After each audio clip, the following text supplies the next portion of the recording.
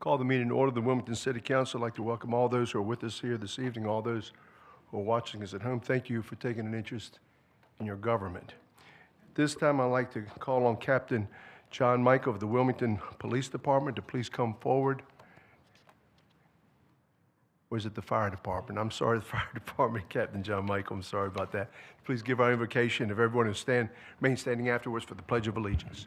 Captain, welcome. Thank you. Let's bow our hands in reverence. Heavenly Father, I ask that you will be with us today as we continue the journey of building a better community. We pray over everyone gathered here today. Grant them wisdom that is fair, courage that is steady, and a heart that seeks the good of every neighbor. Unite us as one city, working together in strength and compassion. In Jesus Christ's name I pray, amen. Amen. Pledge Allegiance to the flag of the United States of America and to the republic for which it stands, one nation, under God, indivisible, with liberty and justice for all.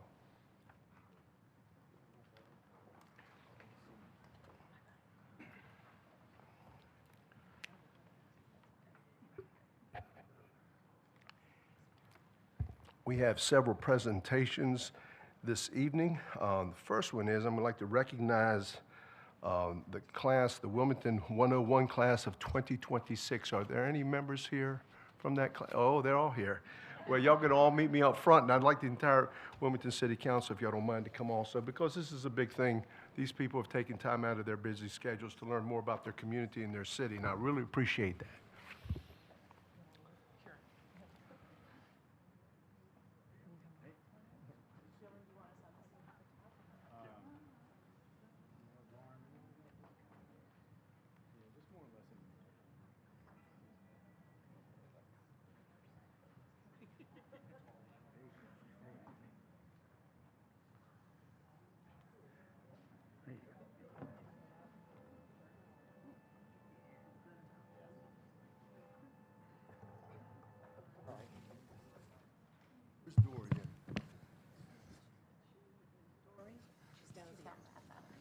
Are you speaking for this great thing? Okay, come on over here.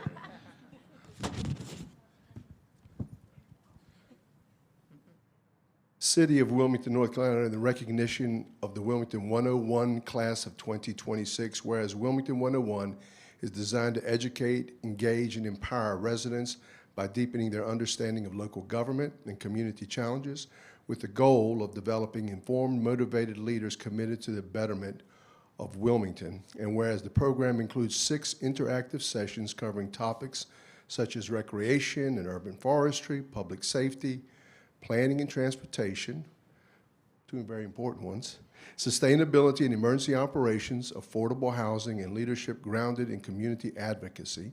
And whereas Wilmington 101 serves as a catalyst for civic involvement by preparing participants to be informed advocates and encouraging service on local boards, commissions, and in other leadership roles.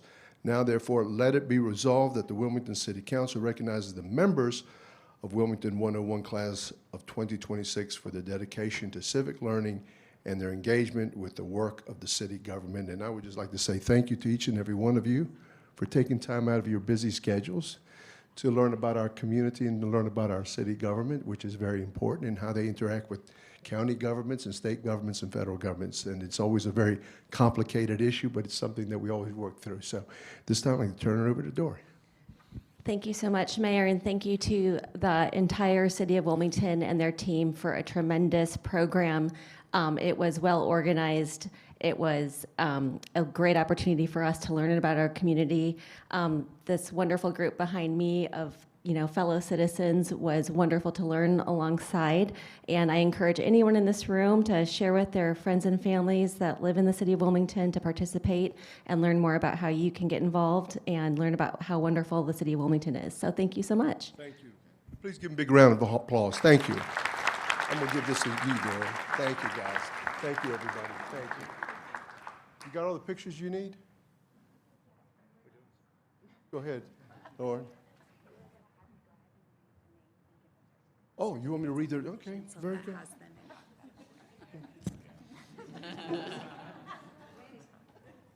Can I have the list, please? I don't have the list here. The mayor's always last to know anyway, so let me see it. Yeah, I'll give you capsicum. Where did you put the list? Somebody had it.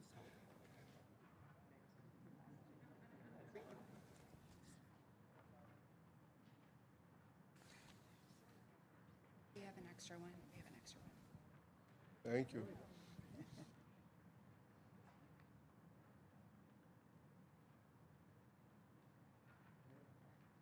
Okay. Thank you so much. Dory, I believe you're the first one. So congratulations. Where are you, right here? Dory, right here? No, no. Yeah. Yeah, we're giving you one, each one of you a certificate. Yeah. Okay. Oh, That's the proclamation. Yes, Okay, yes, got it. yes, yes, I'm Thank sorry. you for spearheading this program. Lauren, is Lauren here? Lauren, thank you. Thank you. Congratulations. Thank you. So much. Appreciate it. Thank you. We have Elle Hanley. Where's Elle? Is Elle here? EJ. We got Elle here. Constant Heyman. There you go, Constance. Thank you. Thank you. Thank you, Constant. Thank you very much. Kelsey Hobbs. There you go, Kelsey. Thank you. Elizabeth Koenig. That was very close. Very Excellent. close? Thank you. Sometimes I get it right. Giancarlo Luckerman. Giancarlo. There you go. Thank you, sir. John Mueller. There you go, John. Thank you, John. Thank you. Carletta Murray. Thank you. Thank you. Joeven Nanto.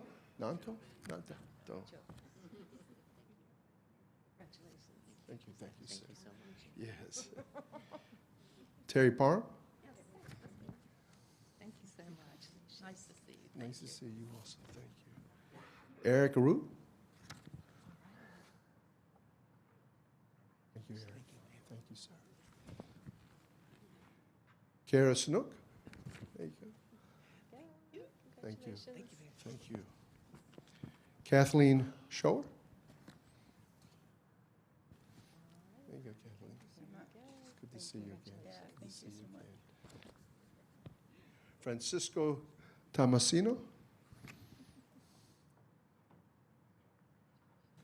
Thank you, sir. Avery Williams.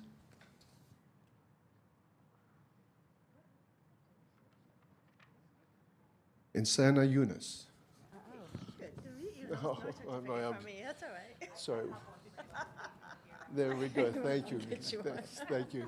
Thank you. I know where to find you. Okay. Okay. Dylan, did you take a picture? You got it? Yeah, I got it. Okay. Okay. Thank you, everybody. Thank you very much. Good class.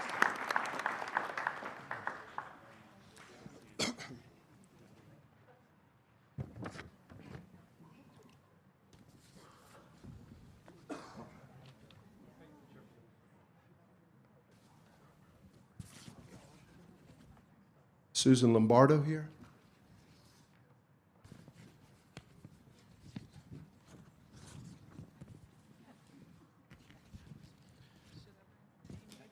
Bring him up.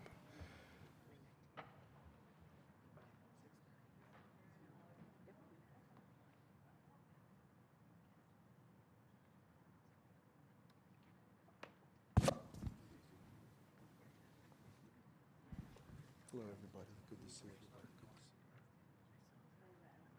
Good to see you.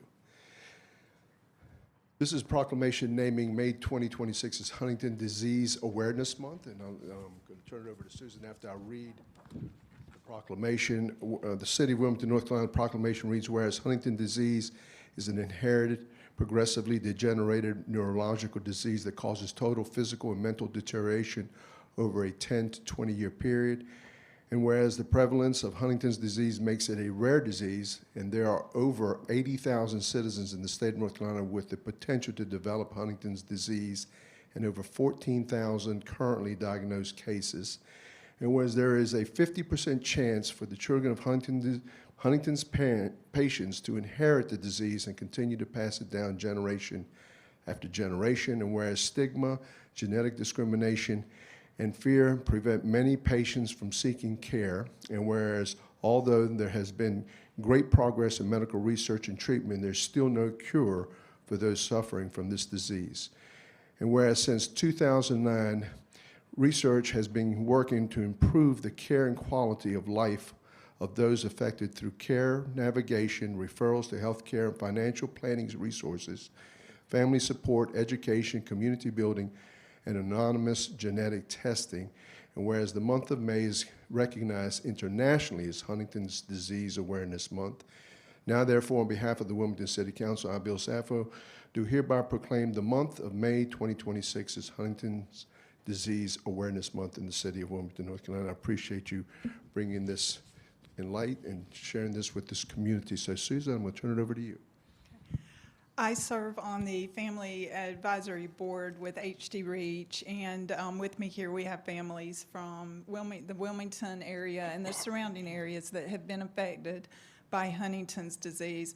And we really just want to make sure there's knowledge out there about this disease, make sure that you know where to go for information, and so hdreach.org is the primary resource where you can find out about information, resources, and we also have a support team, support group that meets right here in Wilmington the second Tuesday of every month at 6 o'clock, and that is at Mad Mole. So we do have resources here locally to bring our people together. So thank you for this recognition. Thank you so much. Thank you. I'm going to give you the proclamation.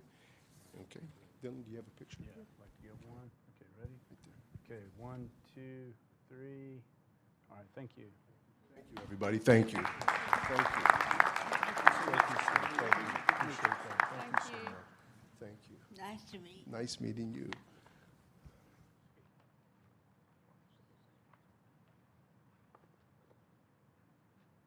Who's that?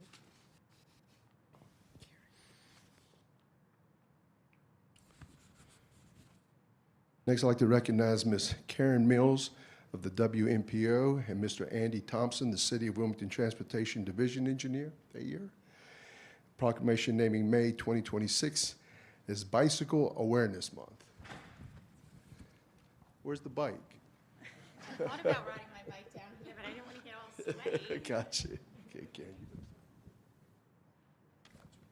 City of Wilmington, North Carolina proclamation reads, whereas the month of May is observed as National Bike Month and Wilmington City Council is committed to the promotion of safe bicycling for both transportation as well as recreation, and whereas in 2024, 55 crashes involving bicyclists occurred in Wilmington, which underscores the importance of ensuring driver awareness and bicyclist safety education in addition to safe facilities for bicycling to prevent crashes. And whereas the City of Wilmington is committed to promoting the safe use of bicycles on the city's streets and trails through bicycle facilities such as the Gary Shell Cross City Trail, the River to Sea Bikeway, the South College Road Trail, bike lanes, intersection improvements, and the bicycle facilities included in the city's adopted plans and capital improvement programs. And whereas the City of Wilmington supports education about bicycle safety through the Wilmington Urban Area Metropolitan Planning Organization, better known as the WMPO, be a local campaign which encourages children and adults to operate their bicycles in a safe manner and educates drivers on how to share the road with bicyclists.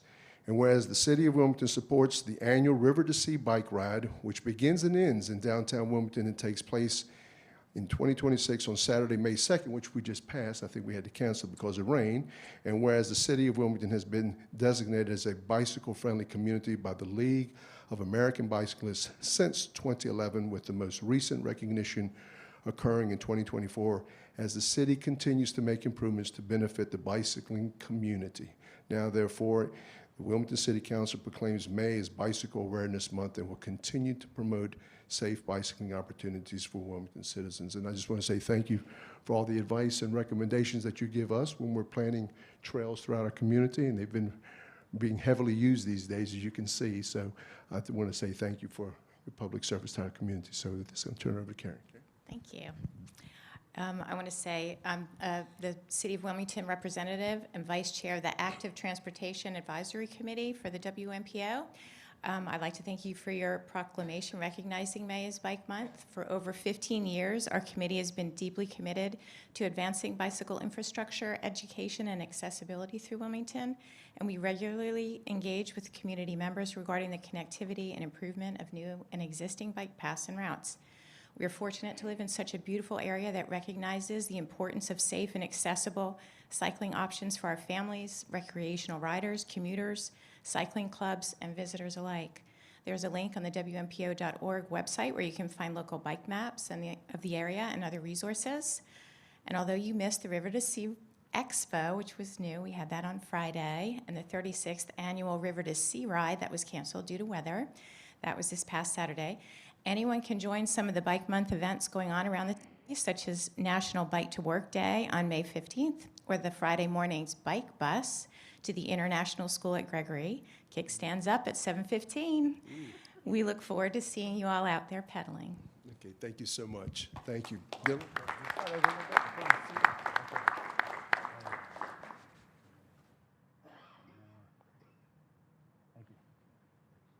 Thank you so much. Thank you. Thank you, Mayor. Thank you very much. Thank you for everything you've done. Thank you. Thank you.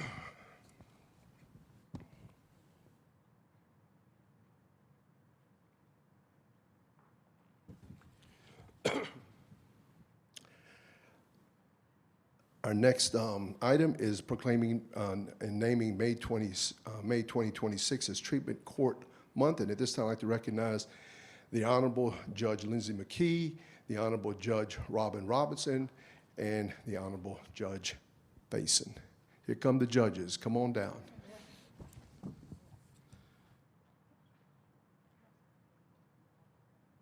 And Katie Corpening, our public defender, that's also here with us.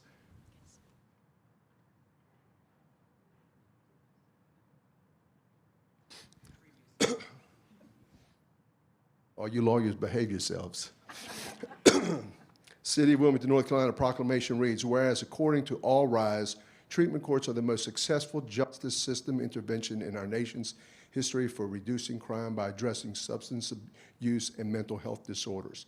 Whereas treatment courts save an average of more than $6,000 for every individual they serve, and whereas treatment courts provide a range of economic benefits to communities such as reduced costs in court and prison expenditures, increased tax revenues, lowered foster care expenses, and decreased costs related to victimization. And whereas treatment courts combine accountability with evidence-based treatment, and whereas treatment courts annually refer more than 150,000 people to life-saving treatment and recovery support services. And whereas according to All Rise, treatment courts significantly improve substance use and mental health disorder treatment outcomes and prevent fatal overdoses.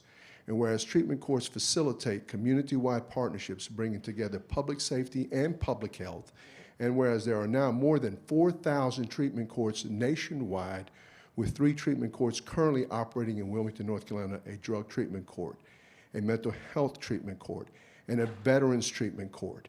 And whereas treatment courts demonstrate that when one person rises, we all rise. Therefore, be it resolved that the City of Wilmington declares that Treatment Court Month be established during the month of May. And I just want to say thank you to all of the judges and to the Public Defender's Office for everything you folks do. I've been to these treatment courts. I've seen you all in action, and it does work, and you have saved a tremendous amount of lives in our community. So I want to say thank you. So Judge Faison, I'm going to turn it over to you.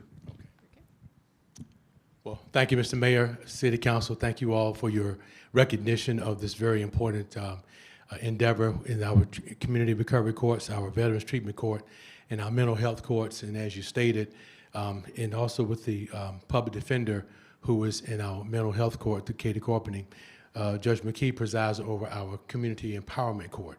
And that's the one that deals with individuals that are struggling with mental health issues and become criminal justice involved as a result of that. Judge Robin Robinson presides over our veterans treatment court, which, you know, that's a very special population to us because of what they have done. We're able to do what we do every day in terms of defending our freedom and exercising our constitutional rights and so forth. and Katie Corpeny here is a public defender in the Community Empowerment Court. I have the privilege of presiding over Community Recovery Court, which is the longest of our courts. It's been around for 29 years.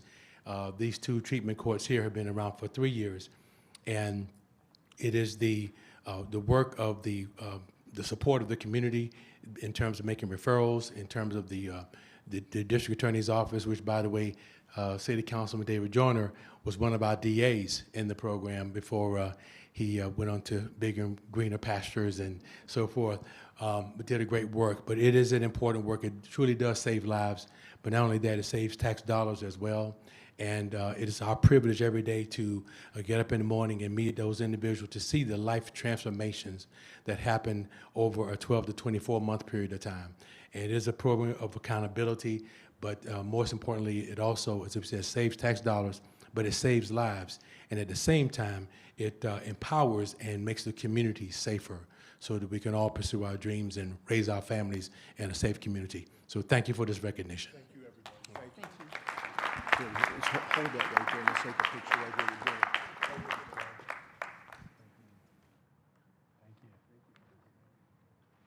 Good to see you.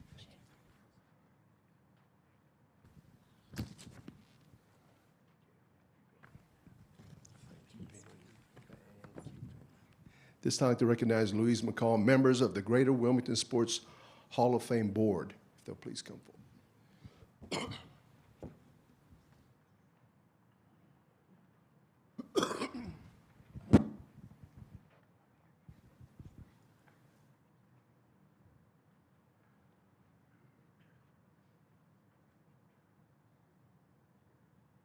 The City of Wilmington, North Carolina, proclamation reads, whereas founded in 2005 by the esteemed head football coach Bill Dooley, the Greater Wilmington Sports Hall of Fame recognizes individuals who have made a significant impact on sports in the Greater Wilmington area. Whereas as a nonprofit organization, the Hall of Fame is sustained by the dedicated service of its volunteer board of directors and the generous support of local sponsors and community members. And whereas the Hall of Fame strengthens the community by celebrating those who have influenced the sports world and by promoting sportsmanship, excellence, hard work, teamwork, and leadership through its events, scholarships, and outreach. And whereas the Hall of Fame administers the Bill Dooley Scholarship Program, which annually awards scholarships to high school student athletes selected by that year's inductees who demonstrate excellence in academics, athletics, and citizenship, helping to cultivate the next generation of leaders. And whereas since its inaugural class in 2006, the Hall of Fame has celebrated up to 5 individuals each year, preserving our community's rich athletic history, and will culminate in the 2026 Legends Induction Banquet on Sunday, May 17th, where the following individuals will be honored for their outstanding contributions to sports: Bill Curry, Fred Lynch, Ron Musselman, Ed Wilson, and Tamara Young. Now, therefore, on behalf of the Wilmington City Council, I, Bill Safford, do hereby recognize May 15th through the 17th, 2026, as Greater Wilmington Sports Hall of Fame Week in the City of Wilmington, honoring the achievements of these inspiring individuals and the Hall of Fame's ongoing commitment to celebrating athletic excellence and fostering community pride.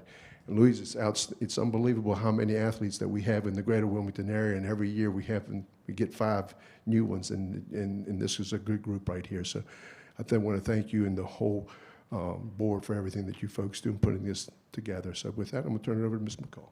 Thank you. Thank you, Mayor. This year it is May 15th through 17th. On the 15th, we have an inductees luncheon for the press. 17th, we play golf at Municipal Golf Course. And Sunday is the banquet, where right now we have over 500 people coming. We've given out over 90 awards in the past. This is our 20th year. 35 of the former inductees are coming to this banquet. We've given 64 scholarships out, 12,500 every year. One's given for each inductee in honor of them. They get to pick their high school, and then the athletic director picks the student. Board members Joe Browning and Jennifer McGill are here with me tonight. It is an all-volunteer, and Mayor, you supported it every year, and we thank you for that. Believe it or not, he purchases a table, and I get to fill it for him. So we get that done. But thank you on behalf of the Board Hall of Fame.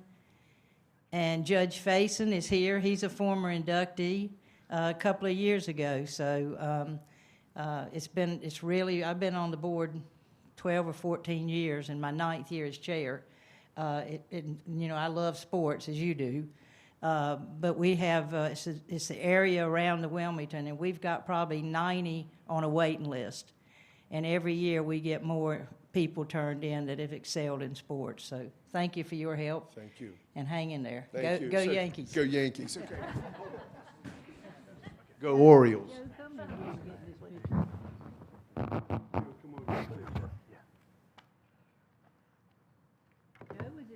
Joe's a former inductee. Yep.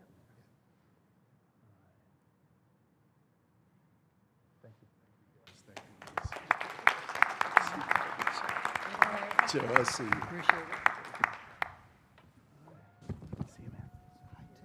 I know, right? Oh, thank you. Thank you.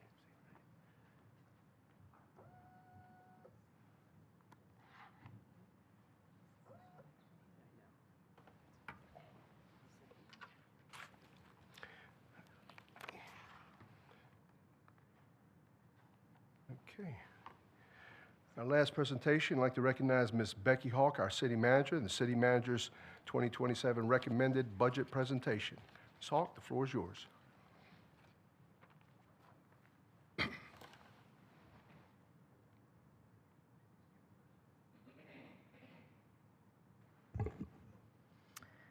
Good evening, Mayor, Mayor Pro Tem, and members of City Council. Apologize for my voice this evening. Hopefully it will clear up as I continue to speak. But I'm very pleased to be with you this evening to present the FY27 recommended budget for the City of Wilmington. Before we get into the details, I do just want to take a few moments to recognize the tremendous output of staff that went into being prepared for today. In addition to what goes into every budget with some of the recent realignments that we have had within our organization, it made the work doubly complicated. And so the department heads, members of our executive teams, supporting staff, and first and foremost, Laura Mortel, our future Director of Strategy and Innovation, but still currently holding the role of Budget Director, have put hours and hours into this, and so could not be here without them.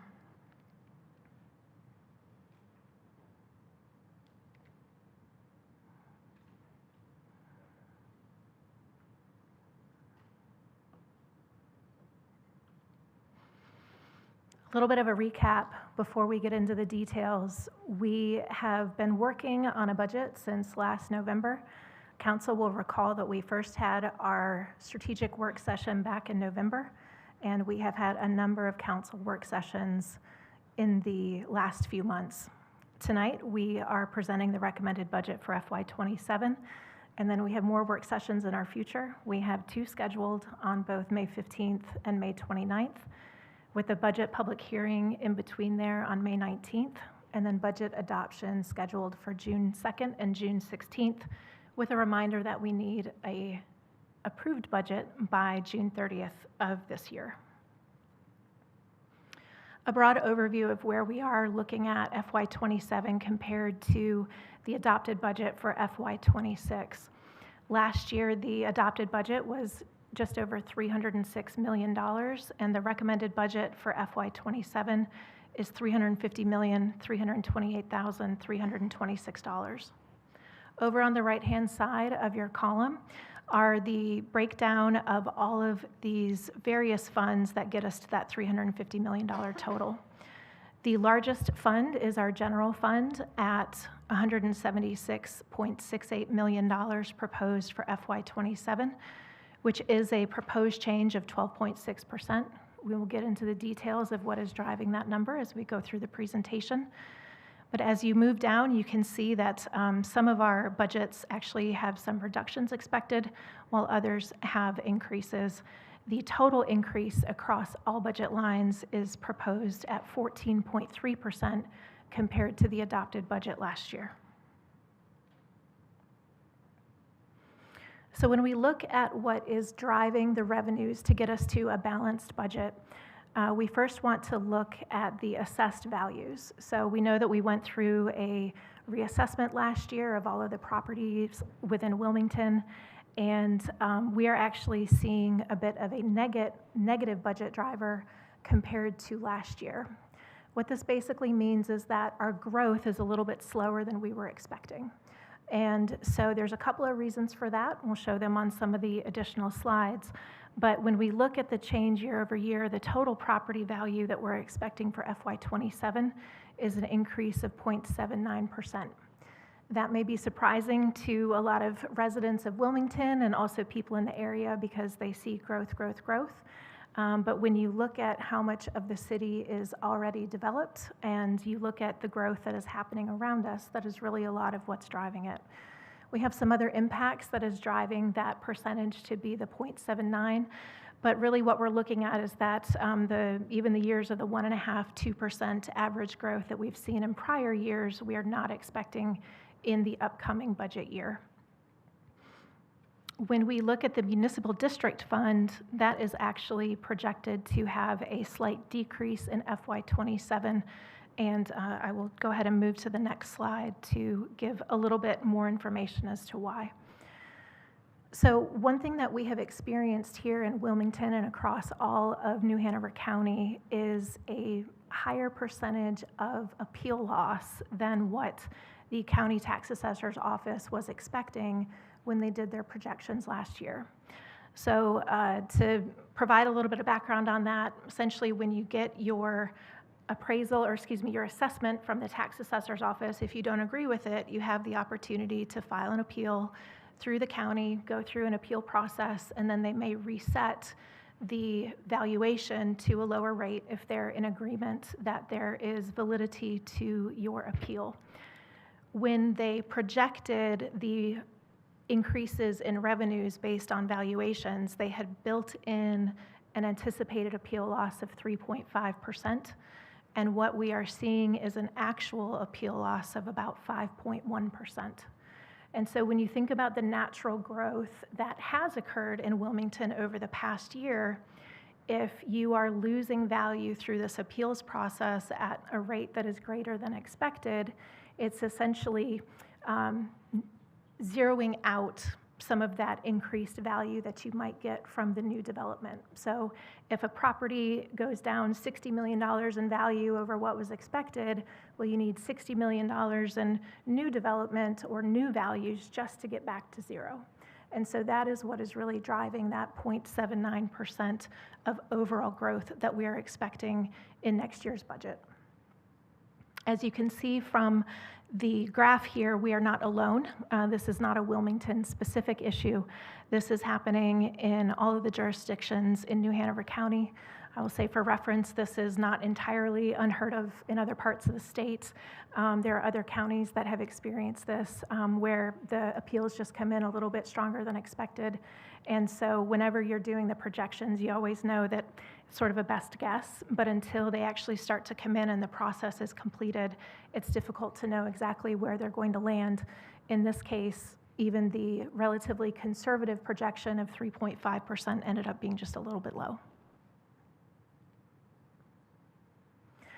What this is leading to regarding the proposed tax rate for FY27 is an increase of 5.75 cents per hundred as a proposal. We will go through the detail of what is going into that total in the upcoming slides, but to sort of go over what goes into a penny. So when the tax rate is increased by 1 cent, it increases our revenue by $3.543 million. And so in order to have a balanced budget, that is really one of the only levers that we have in local government to be able to make significant strides in the amount of revenue that we raise every year. And so when we put in all of the inputs and took into account all of the revenues, that is leaving us with the need for the 5.75 cents. When you break that down, it goes into a couple of different buckets. In the green box, you can see general services. Our current tax rate is 27.15 cents per hundred. 5.34 of the 5.75 pennies would go into that bucket. 3.93 cents, or 73% of that total, will go directly to supporting public safety initiatives in the city of Wilmington. Other general fund services make up the remaining 1.41 cents. We are not proposing any change to our affordable housing tax rate or our CIP maintenance tax rate, but the additional increase comes in our debt services fund, where we are proposing a 0.41 cents per hundred to increase the amount of funding that we have to be able to complete the CIP projects that we have been talking about with you over the last few months. This is a lower rate than we were originally projecting. Staff has continued to work on decreasing that number, looking at what is realistic to expect when we go out and take on the debt to complete these projects, what other refunds and revenue streams we may have to be able to complete those projects. And so the first number that you might recall when we met a few months ago was closer to a 0.061 or even a 0.051. We're continuing to ratchet that down. We believe that we can comfortably complete all of our CIP projects for the additional 0.1 cents per hundred. 0.41 cents per hundred, excuse me. And the note at the bottom, the MSD property rate will remain unchanged at 5 cents per 100 of assessed value.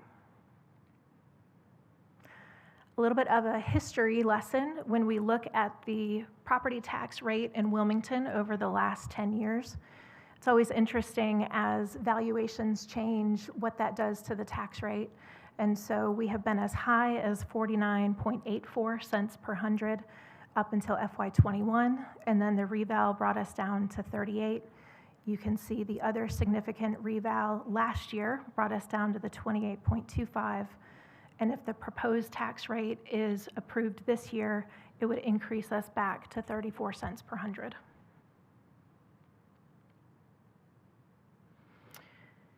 This is a chart that we have shown in prior work sessions with you that we feel like is an important thing to point out when we look at our tax rate. So we talked about untapped potential, and this is meant to show the amount of valuation that has occurred within the city. That is the sort of tan box at the back, and the adopted budget is the red in the middle, and the blue is if we had remained completely revenue neutral. And we will get the gray box that is not supposed to be there out of the presentation when we post this online. But what we're trying to demonstrate here is that the city has taken a very conservative approach to trying to remain as close to revenue neutral as possible, as valuations of property within the city have, quite frankly, skyrocketed in the last number of years. And that's not to say that we should have completely followed the tan bar, not by any stretch, but it does show that we have really tried to remain very, very tight. And as we look at everything that we are now feeling like we need to bring forward to propose for FY27, we're looking to demonstrate that there is a lot of capacity in the tax base to be able to afford the tax rate that we are proposing. Looking at the direct impact on a single-family residence within the city of Wilmington, if you look at the middle house, the median appraised value of a single-family home in Wilmington is $445,000. The proposed tax rate adjustment of 5.75 cents per hundred would create a new monthly tax levy of $21 a month for that homeowner. That equates to $256 per year. If you have a home that has an assessed value less than that, we picked $250,000 as an example, your tax levy under the proposed budget would go up by $12 a month or $144 a year. And if you have a higher valued home in Wilmington, in this case, one valued at $800,000, the proposed tax rate would be an increased tax levy of $38 a month or $460 a year. And we do this not because we are immune to understanding that this is still a real impact on those who pay taxes in Wilmington, but it is important to show that when you break it out, that it really does become a number that on a monthly basis is relatively low for the property owners. Ms. Hawk, Yes. Mayor Pro Tem would like to ask a question. A question for you, Becky. Yes. So your figures here are just for the Wilmington portion of taxes that That's correct. Wilmington city residents pay. That's correct. So I think we should be clear on that, you know, because when people are going to see this, they're thinking, oh, well, that's not that bad. But those of us who live in the city, we understand that we pay double, and we don't like it. And so I'm not going to say it's misleading, but it's not the whole picture. So it's like, oh, $12, $21, $38, not that bad. And it's not. But when we anticipate what we're going to get, the other half of what we're going to have to pay, that's where the change really comes in, and we kind of are confused and upset. More upset than confused, not really confused, because we understand that we have to pay it. But just think that we should shed a little bit of light on that this is just our portion of property taxes. Sure, we'll be happy to clarify that, and that does bring up a good point. What we're trying to demonstrate on this slide is the increase to the city tax rate. So if the county does not increase their tax rate, which I believe at this point they are proposing not to increase it, then that would still be flat for the resident compared to last year. And so this would be the only increase that they would see in their property tax rate for FY27, but we can certainly clarify on the slide. Moving on to sales tax, this is another area that we are seeing slowed growth compared to some of our prior years. Looking at the 7 months of collections that we have received year to date, we are up approximately 5% over this time last year, which does exceed what we were estimating for the entire year. However, December and January collections have showed negative growth year over year. And so we expect that if that trend continues, by the time we end the fiscal year, it will be less than a 5% increase for all of FY26, probably somewhere closer to the number that was estimated for this entire year. We bring that up, though, just to make sure to point out that due to those reductions that we are seeing, we felt that it was important to be modest in our projections for FY27. We are also seeing the impacts of tariffs and international unrest and the impacts that that is having on a variety of things. And so we want to be conscious that some of the years past of 7% increases, 6% increases, that is very unlikely to be what we experience in FY27. So this is always a little bit of looking into a crystal ball. We talk to folks at the state level. We look at local forecasts to try to nail down what we expect for sales tax.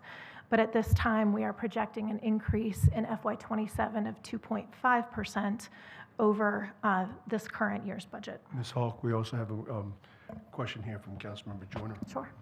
Related to the fact that we have to project this, we have to make an educated guess on this.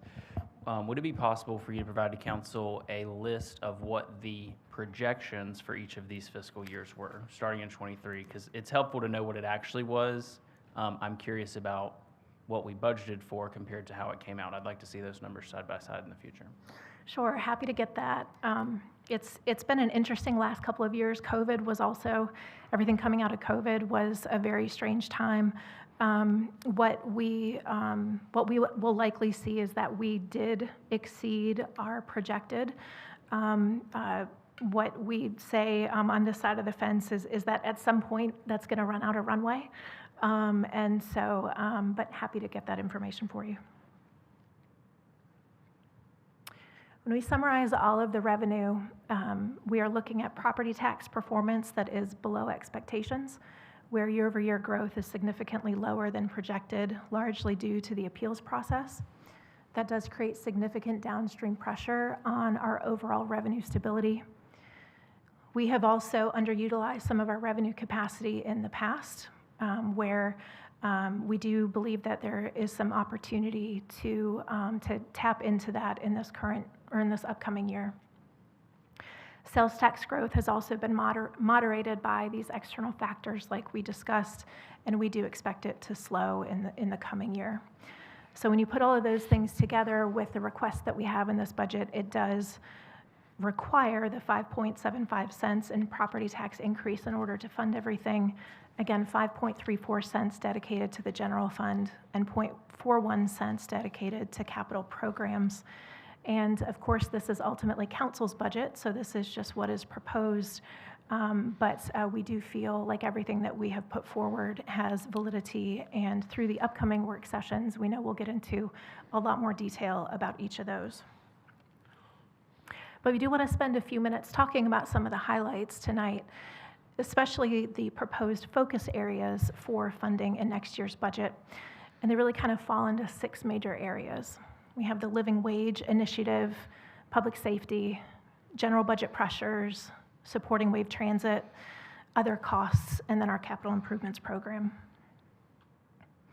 Council has been hearing about living wage since November, but we did want to spend a couple of months re-educating you, but also educating the public who may be hearing about this for the first time. So the main driver in this budget really focuses on living wage. And when we ask, what's a living wage? It's a wage level that is necessary to afford an adequate standard of living for workers and their families, calculated for work performed during normal work hours. It reflects the local cost of living, not a one-size-fits-all benchmark, because it uses the area median income, which is set by the federal government. That rate is adjusted annually for housing, transportation, food, healthcare, and childcare costs. And we tie it to the city's desired pay philosophy by saying that it is our goal that the minimum living wage for a full-time employee working for the city of Wilmington would be equal to 60% of area median income. We recognize that that is still considered a low to moderate income earner, but we do believe that it is a good place to start, and it also will require a significant increase in our overall budget just to reach that level for our workforce. And here's why it matters. It helps us maintain equity, competitiveness, and affordability as regional costs of living change over time. But it also provides a number of business benefits. It helps us increase retention and reduce recruitment costs, allows for higher engagement and productivity, and a more experienced workforce and an increased ability to recruit top talent. It also strengthens our local economy by increasing employee spending hour, and it encourages corresponding wage adjustments across regional employers. We are not looking to make this a race to the top. We're looking to set a rate that we feel is right for our organization and for our community, and then stand by that, and then make sure that we are providing the work environment and the opportunities that make employees want to come and stay here because they feel valued on all fronts. With that in mind, we believe that it will also help establish us as an employer of choice.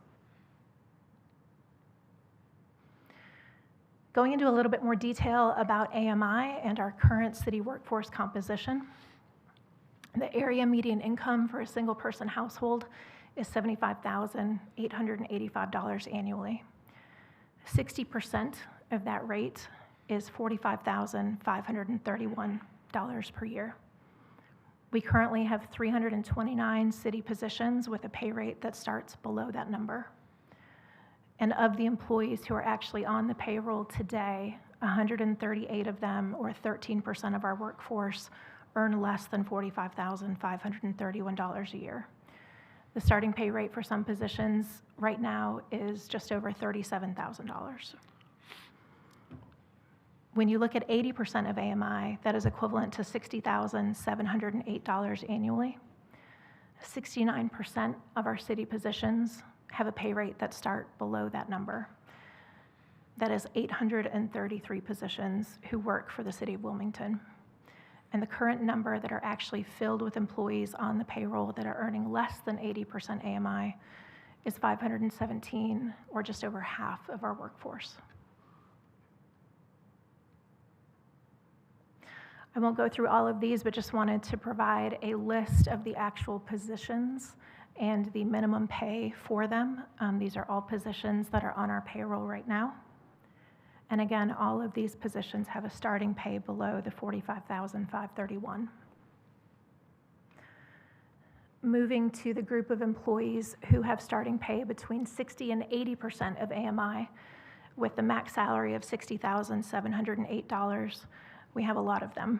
There are a number on not only this page, but also the next page. And I highlighted two of them, the firefighter and the police officer, because of the detail that we go into on the next slide. But again, these are the salaries that we're posting when we go out and attempt to recruit employees for these positions, and also hope to retain employees once they get here at some of these pay rates. The impact of moving to a living wage for our workforce will be significant. When we look at our current police officer starting pay, we are at $52,154 per year. It puts us essentially just below the midpoint when you look at all of our competitors and other cities across North Carolina that were selected previously to be those that we compare ourselves to. Though we don't know what those cities are going to do in FY27, if we were to implement the living wage, the starting pay for a police officer would increase to $62,593 annually. Similarly to our firefighters, the current starting pay is $48,368. Implementing the living wage philosophy will increase the starting pay to $58,036 per year. We believe that this is a great way to look at our pay plan because it allows us to both increase the floor for our lowest paid positions, but then when you apply that philosophy across our entire pay plan, it has the benefit of moving some of our hardest to fill positions up to the top of the market in terms of what we're able to then advertise to get qualified candidates here and then be able to retain them.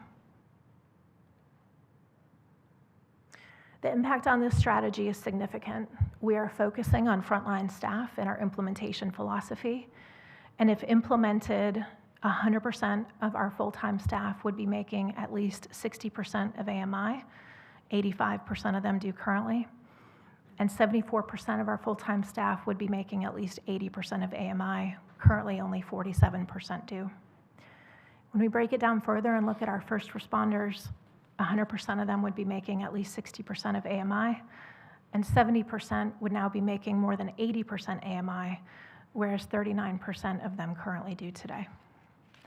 The total cost of this is significant, and we realize that. The total annual impact for FY27 would be $16.7 million. $14.2 million of that would come from the general fund. The remaining would be spread across other funds that help support certain positions. We have a question here on Councilmember Santaguido. Thank you, Mayor. I have a question about the living wage overall. My first question is, when we've talked about this in the budget work sessions, I've asked about what this would look like if we did a phased approach. Is that something that's later in the slide deck or that we'll talk about on Friday? We don't have that in this presentation because this is the recommended budget for FY27. So the recommendation for FY27 is full implementation, but we will certainly have the staged implementation available for the work session for council to review that. So we can talk about that Friday. Great. My next question is looking at first responders. How many vacancies do we have right now with first responders?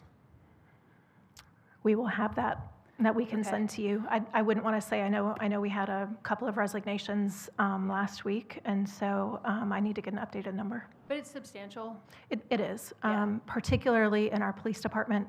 I believe we're close to 40 vacancies right now, and those are true vacancies.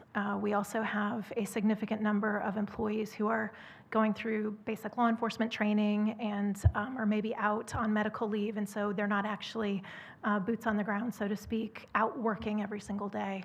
But the true vacancies is around 40 just in that department.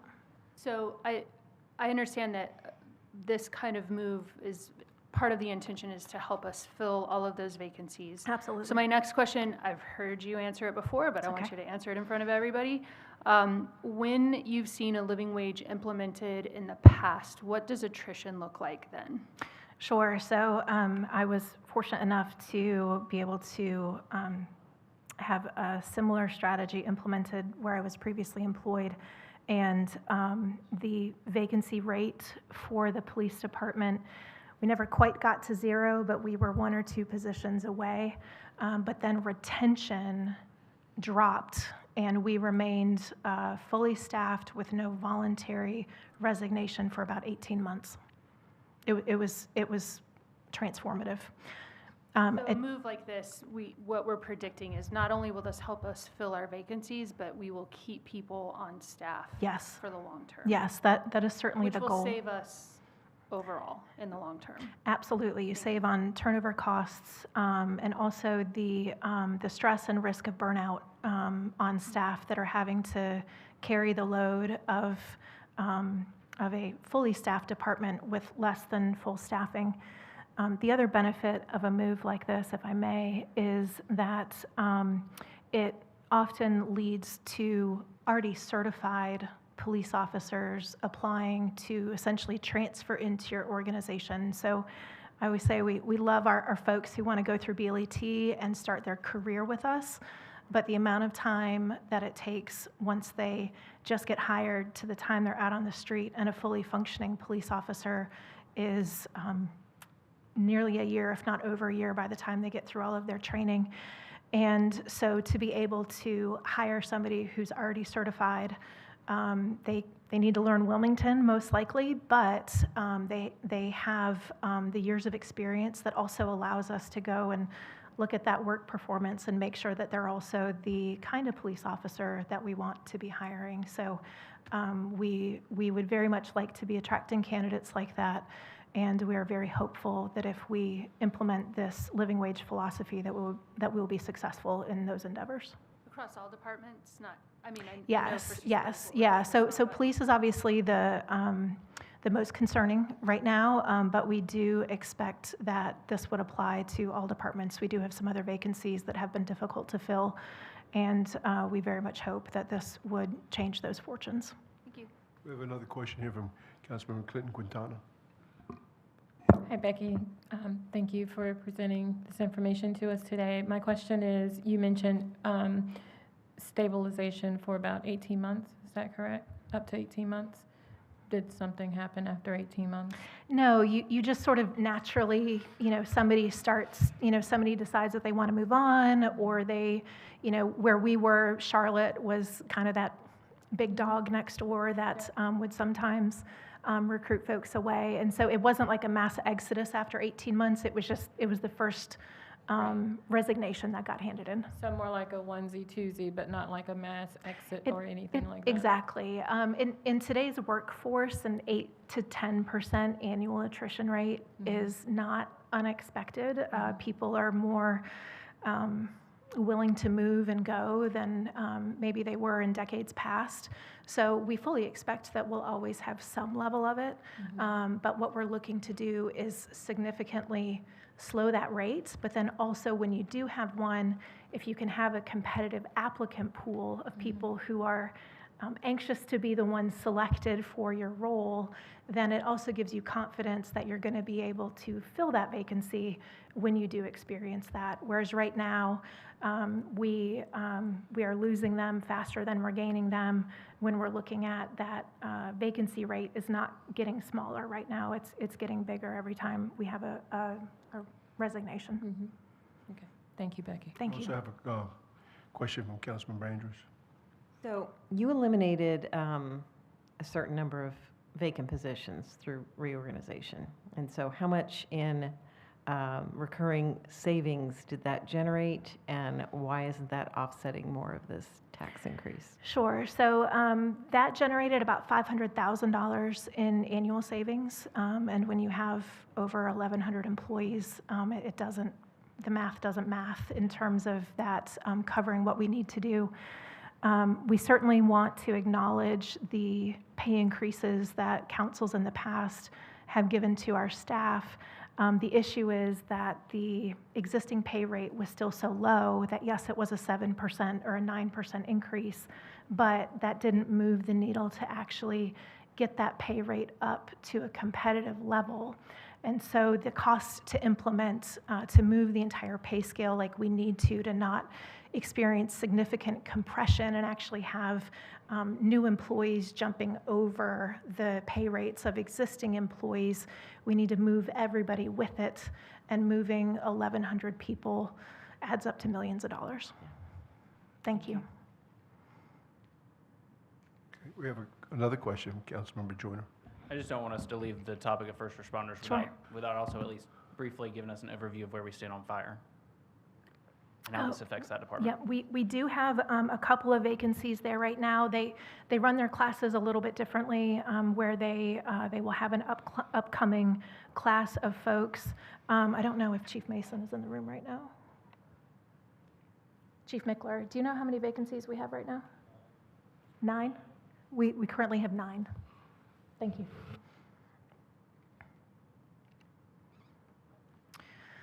One of the other main focus areas of this budget is public safety needs.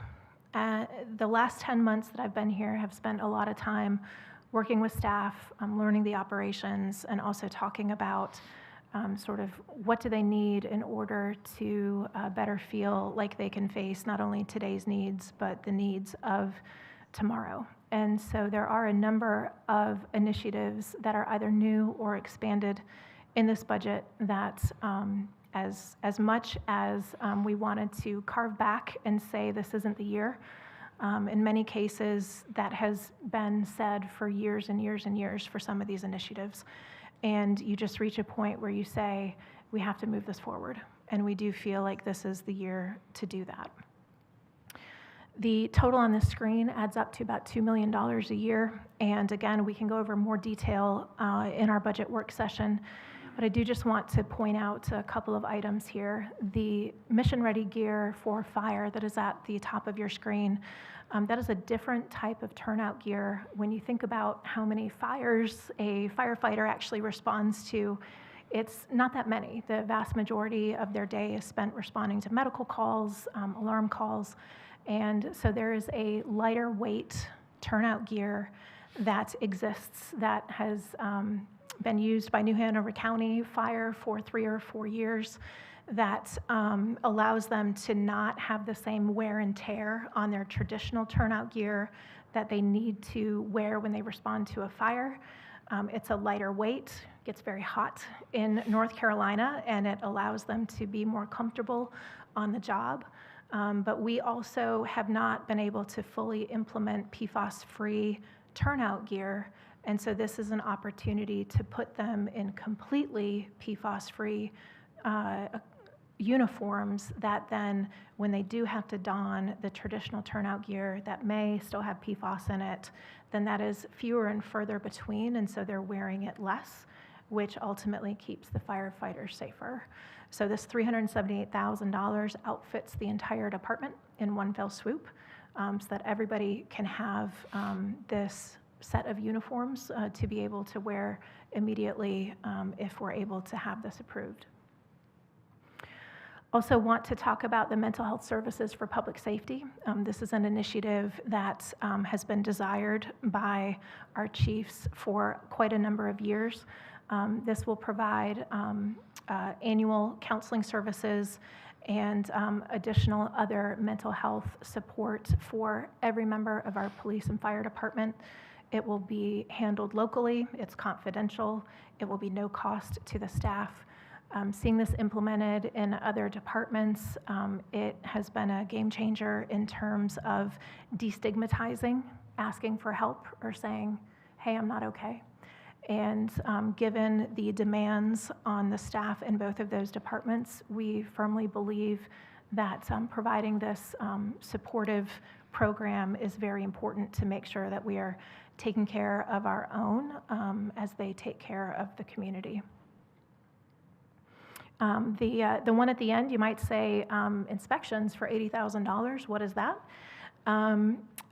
Turns out that if we want to keep some of our accreditations for the fire department, we have an ISO 1, and we're also nationally accredited, which is the absolute highest that you can be nationally, that they are now requiring turnout gear to be inspected. This makes sure that it remains safe and that there are no leaks or issues with any of the gear that would make it unsafe for the firefighter to be wearing.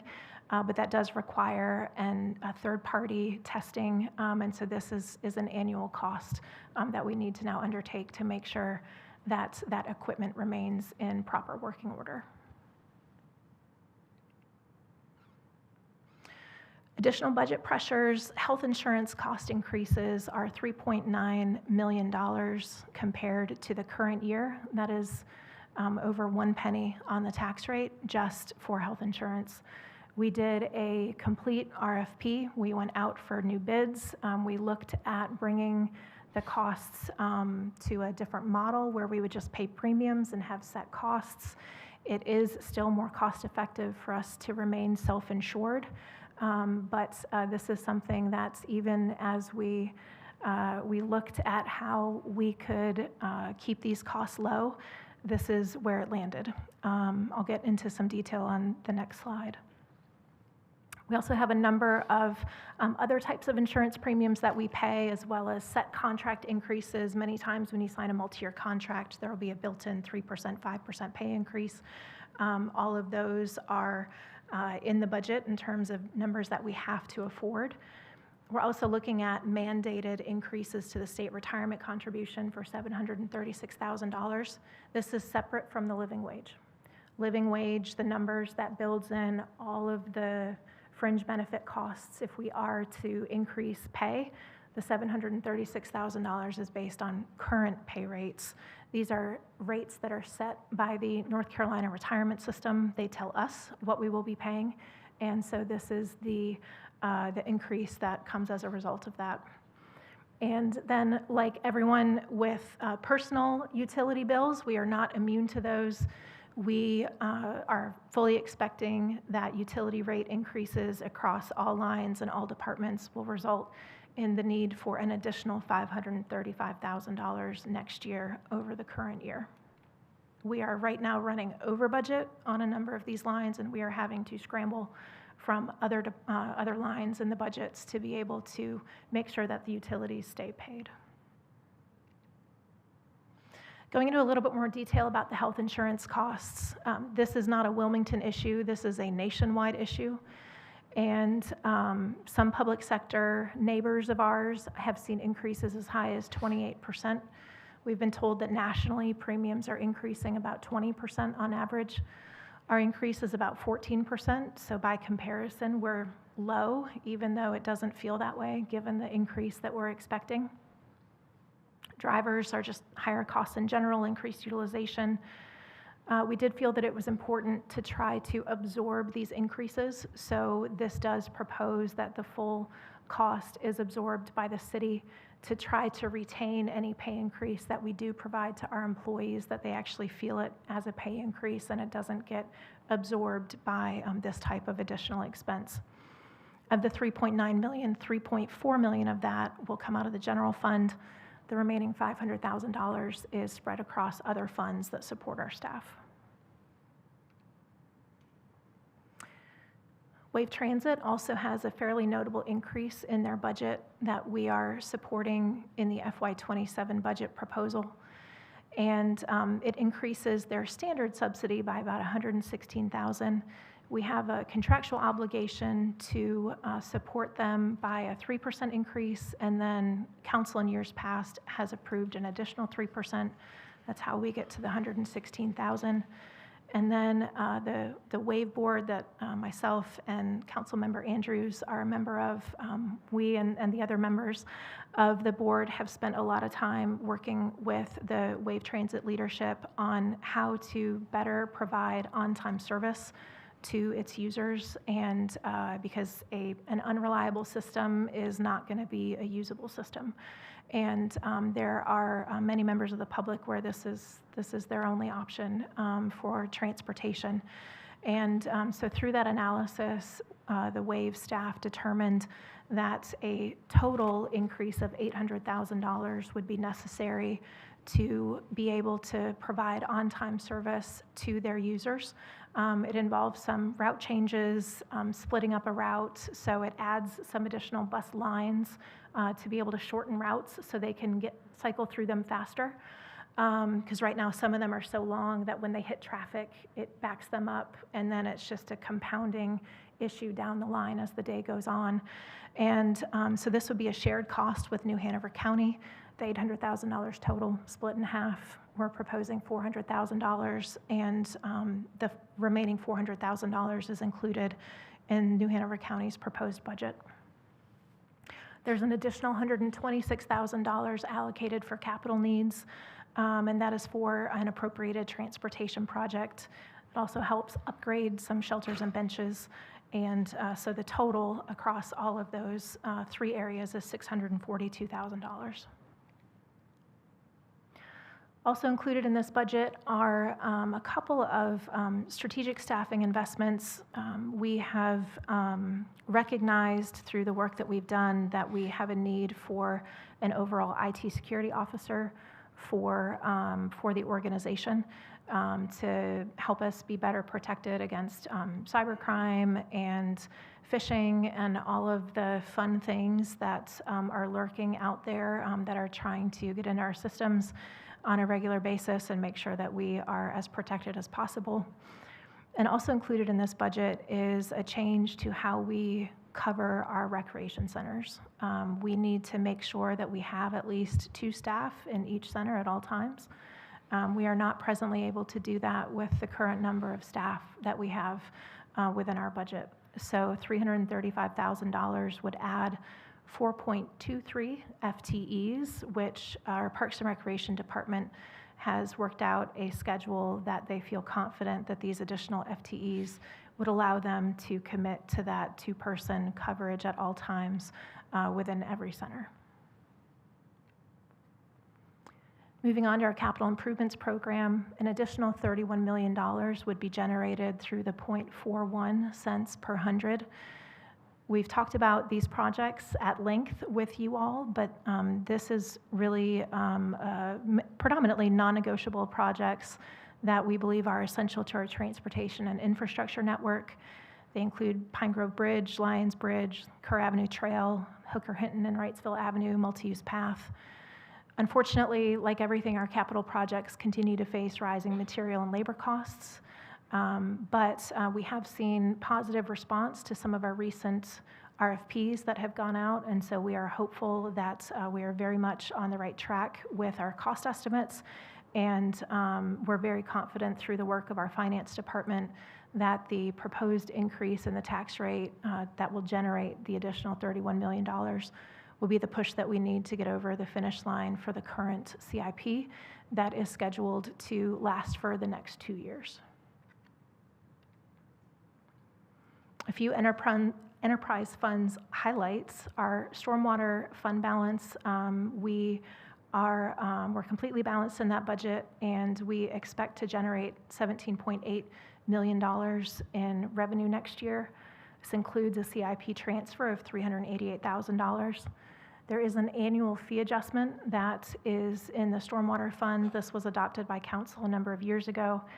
With that annual fee adjustment, the residential unit rate will go from $8.97 to $9.27 per month.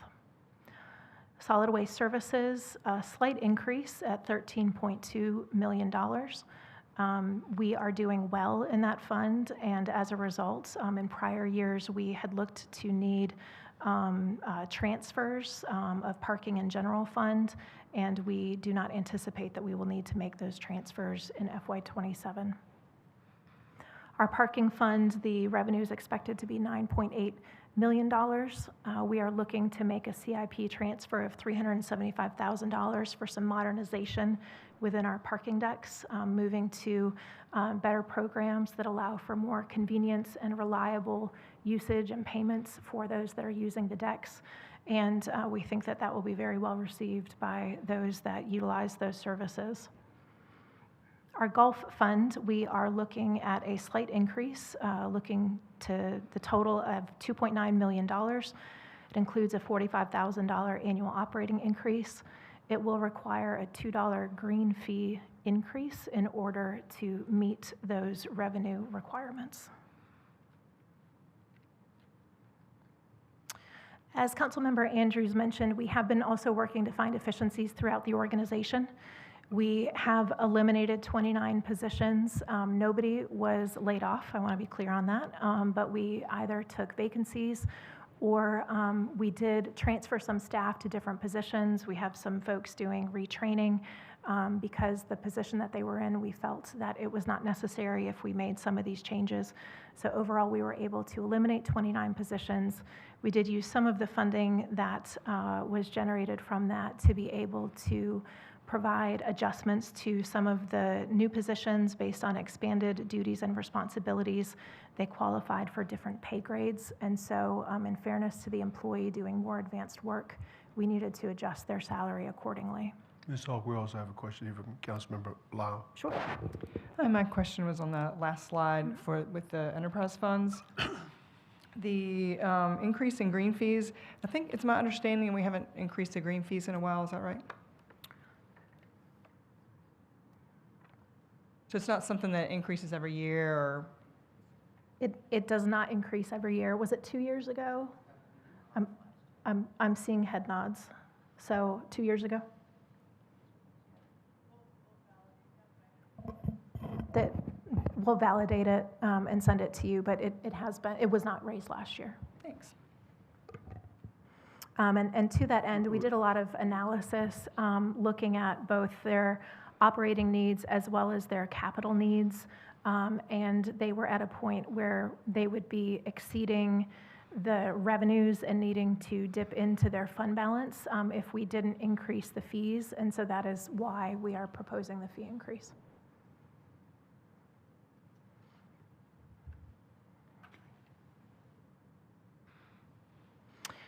Going back to the finding efficiencies, a lot of the work that is happening internally is looking at how can we streamline customer contact, have stronger and better internal communication as well as external communication. I think some of you have seen some of those efforts in the last few months with some of the community engagement events that our wonderful staff has organized and put on. That is not a flash in the pan. That is the new way of doing business, and we're really pleased with it. We think that it will only continue to grow, and some of the creative things that folks are coming up with of how do we get out and better connect with those in the community on a regular basis.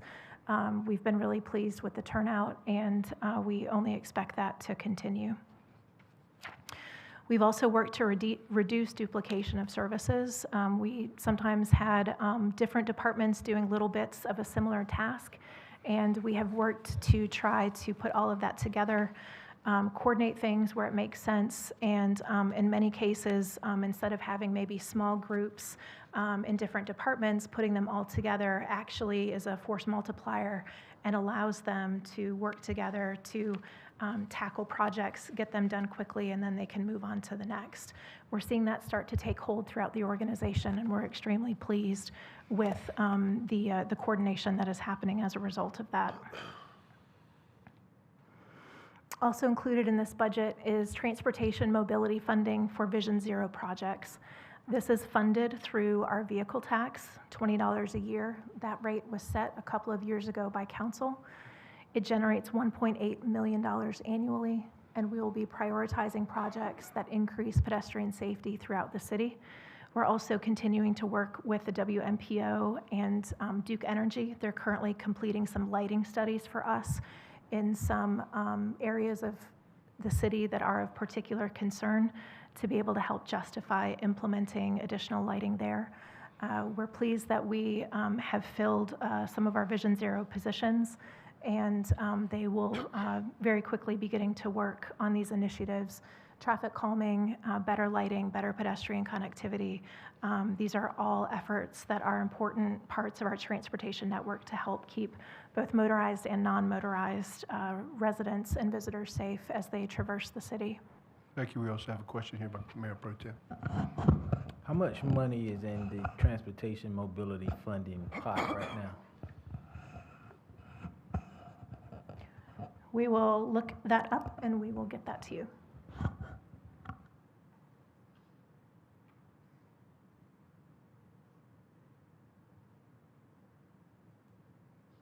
Also included in this budget is a shift to how we fund our nonprofit organization partners.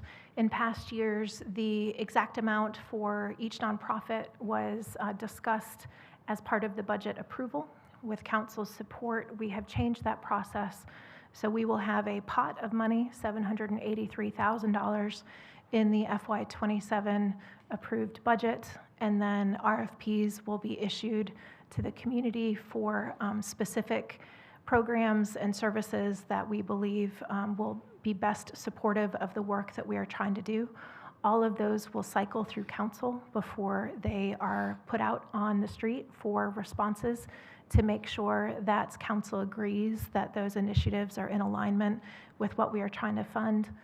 The nonprofit organizations will then respond to those RFPs, and the funding will be approved later in this calendar year, but certainly before the end of this calendar year. And that will cycle through a citizen committee and then ultimately, again, come back to council for your final approval on those amounts and those organizations. Which citizen committee is that? That is CRAC. And have we completed the appointments to that? That's now full? I believe CRAC is fully appointed. Okay. I know we had done so in recent meetings. I didn't Yeah. know if we had filled every seat. Thank you. Yeah. What is not included in this budget is also important to understand. As large of a tax increase as we are recognizing that we are needing to ask for, what is not included includes additional funding for street paving. That is an area that often gets a lot of attention from the community. We have about $3.5 million annually that we spend. We could double that and would probably still have many streets that we would like to get to at a faster rate. We have a question here by Councilmember Santaway. Sure. Thank you, Mayor. My question's on the previous slide with the recommended $783,000 for nonprofits. What was that bucket of money this year? And if It was 1% less. It increases 1% every year. okay, thanks.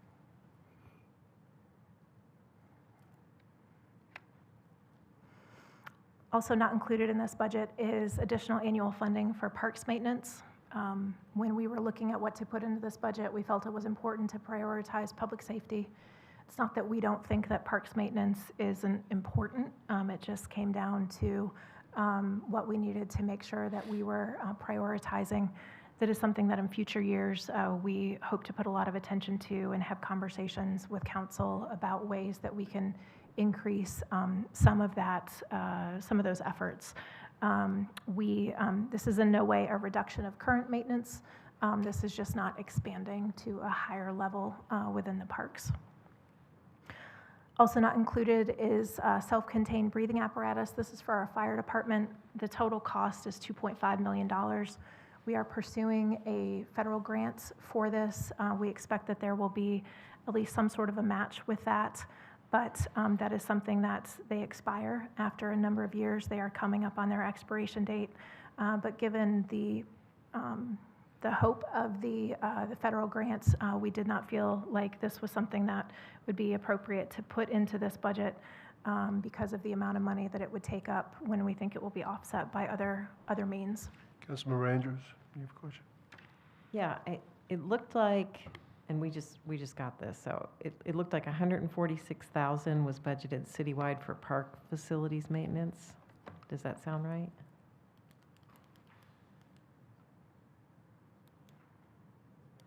Our budget guru will answer that. Tom, do you have something to add to that? Right. So there's both operating maintenance and capital maintenance. Okay. So you were probably looking at operating maintenance. Okay. Because we know that Greenfield Park, for example, has some huge maintenance needs. And so would most of those fall under operating or capital? Depends on the amount. I believe we are talking about paving a portion of the trail there this fiscal year. We'll be starting July 1st. So we do have some investment planned for Greenfield Park with the funds that we do have. And I know there's the Lions Bridge under maintenance, or excuse me, under capital, but what about things like the bathroom facilities? Where does that fall? So are we doing a needs assessment on that right now? Okay. Okay, so we also have a separate building maintenance budget that some of that maintenance would come out of.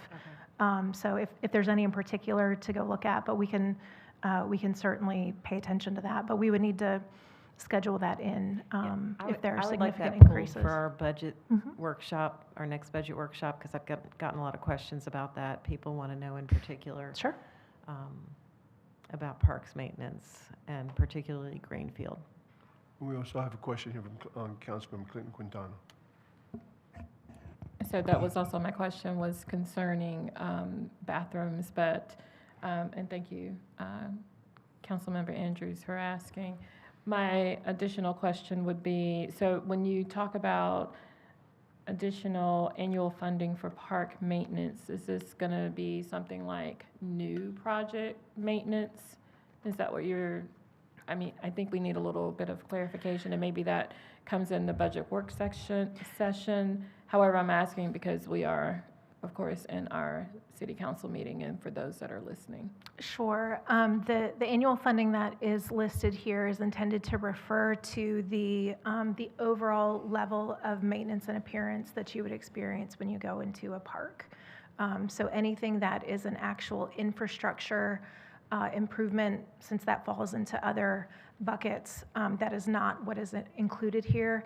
This is how often is the grass cut. This is how often are the buildings power washed. This is if there are, if there are basic levels of maintenance in terms of if things are broken or whatnot, we are able to cover that with our existing facilities maintenance budget. So if there are needs that are not being met at particular locations, we can absolutely get staff out there and make those corrections. But a lot of this is about the overall level of, I guess, tidiness and how manicured you might see something. How often are the parking lots repaved? How often are they restriped? All of the small things that go into that overall experience when you go into a park. Councilmember Joyner.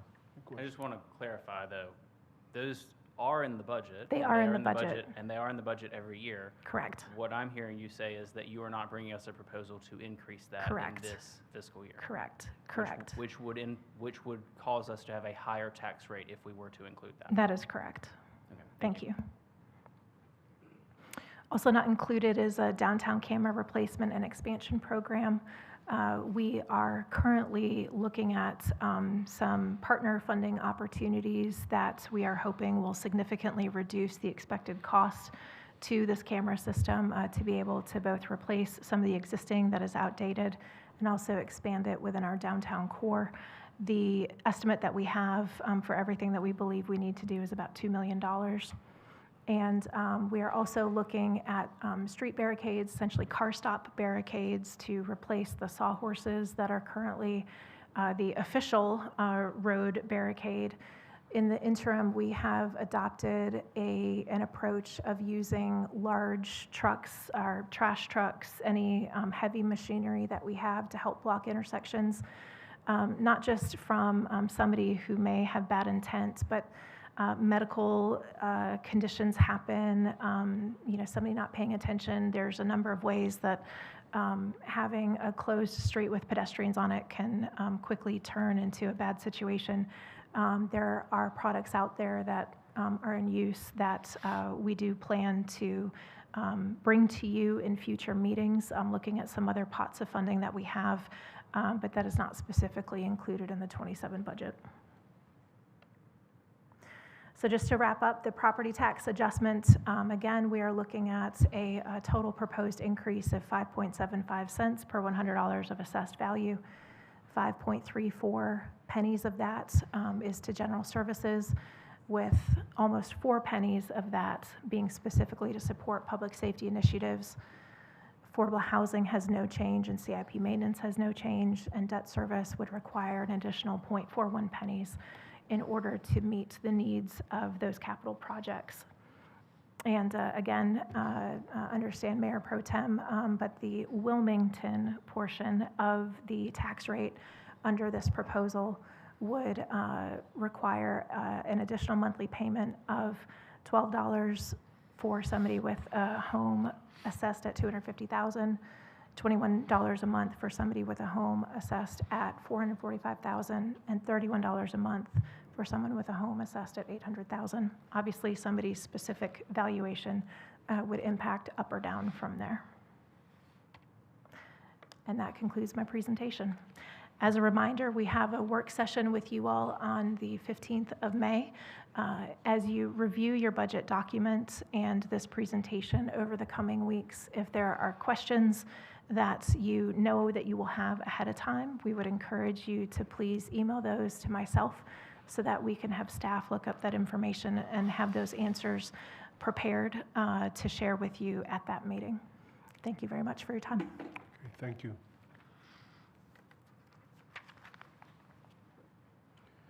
Okay, brings us to our next item of business, which is our consent agenda items 1 through 4. Are there any items that any council member would like to hear separately? If not, what are the wishes of this council? Motion to approve by Councilmember Andrews. Second by Councilmember Clinton Quintana. Any further discussion? All in favor of that motion, please indicate by saying aye. Aye. Any opposed? Item passes unanimously. Okay, that brings us to our next item of business, which is our public information segment. We have several speakers that have signed up to speak with us this evening. Each speaker will be allotted 3 minutes. Our first speaker is Kathleen Lawrence, who is a city resident, who will be talking to us about parking. Is Ms. Lawrence here? Seeing Ms. Lawrence, our second speaker is Mr. Tom Harris, city resident. Several topics: proposed budget and the additional topic of Living Hope Day Center for individuals experiencing homelessness. Mr. Harris, the floor is yours. I feel uncomfortable presenting tonight because everything has gone so smooth, and I'm always the guy that can get things off track. So I apologize in advance for that, but the reality is I have some concerns. My first concern is sitting and listening to the budget in terms of the living wage. My business in Wilmington cannot afford to pay my employees a living wage, all my employees. That's just a reality of small businesses. We can't. It just doesn't seem right for us to have our taxes go up to subsidize city workers. I mean, I'm all for if a position in the city is hard to be filled because it's not paying enough, raise the wages. If retention is a problem in a specific position, raise the wages. But as far as a philosophical across-the-board increase, it's just not right because the realities of what occurs outside of this wonderful sequestered room and the wonderful sequestered 12th floor, we live in the real world. We struggle. Fortunately, I don't struggle in my other businesses in other parts of the state. But if you're running a storefront business in downtown Wilmington, you struggle. That's just the reality. I don't mind my taxes going up because I'll bring money from another part of the state to pay that $2,000 or whatever it costs to pay extra tax on my building. But I want those tax dollars to be used for things that are prioritized and most needed. Downtown, we need help with the homelessness issue. For lack of a better word, we're overrun sometimes. I hear it likened to an outdoor mental asylum sometimes. I didn't hear any money in the budget for maybe I missed it, for the new low barrier shelter. Was that money in that $700,000? That's not going to come close to covering that. Where is that money? I mean, we were promised that shelter, but I don't know that I really understood how it's going to be paid for. We need help.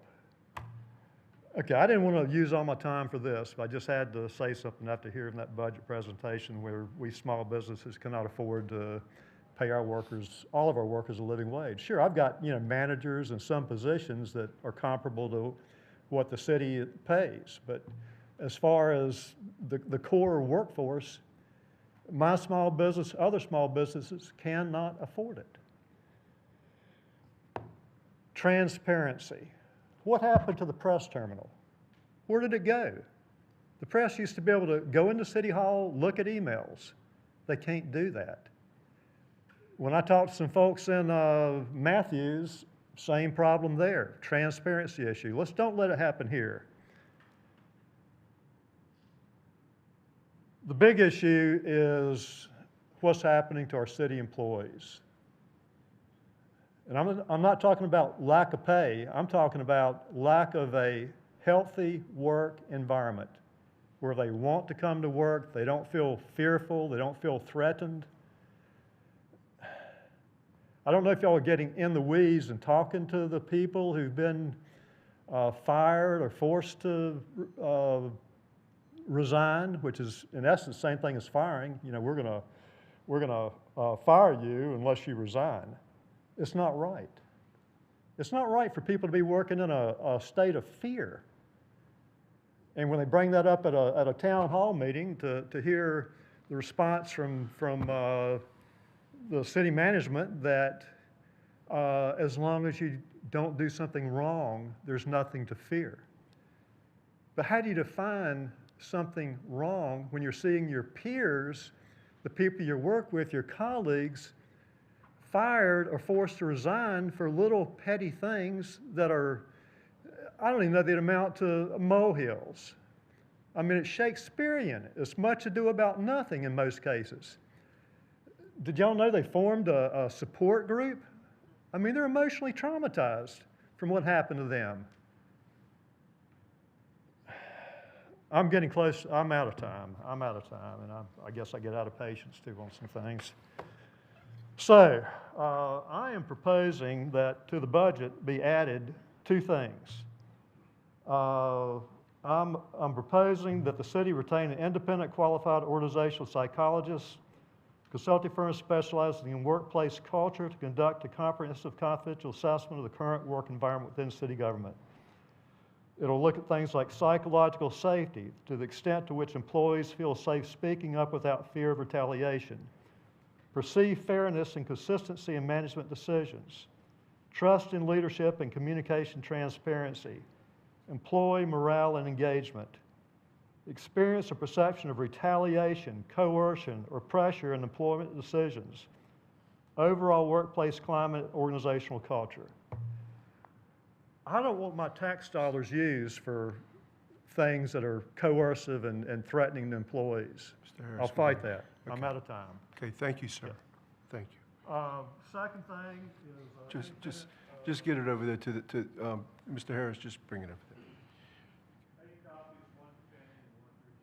Okay, thank you. Next speaker is Ms. Charlene Zorn, who's a city resident, speaking about youth vaping in Wilmington city limits.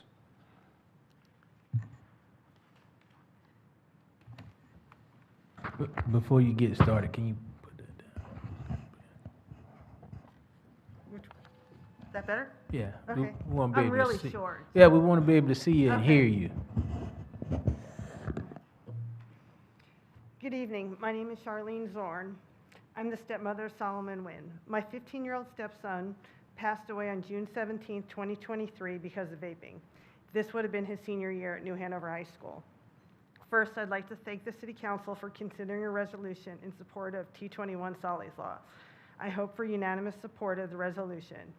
In addition to thanking the City Council for your support in Solly's Law, I would like to ask the City Council to consider a zoning ordinance within city limits for tobacco, vape, and CBD shops to provide an additional layer of protection for our youth.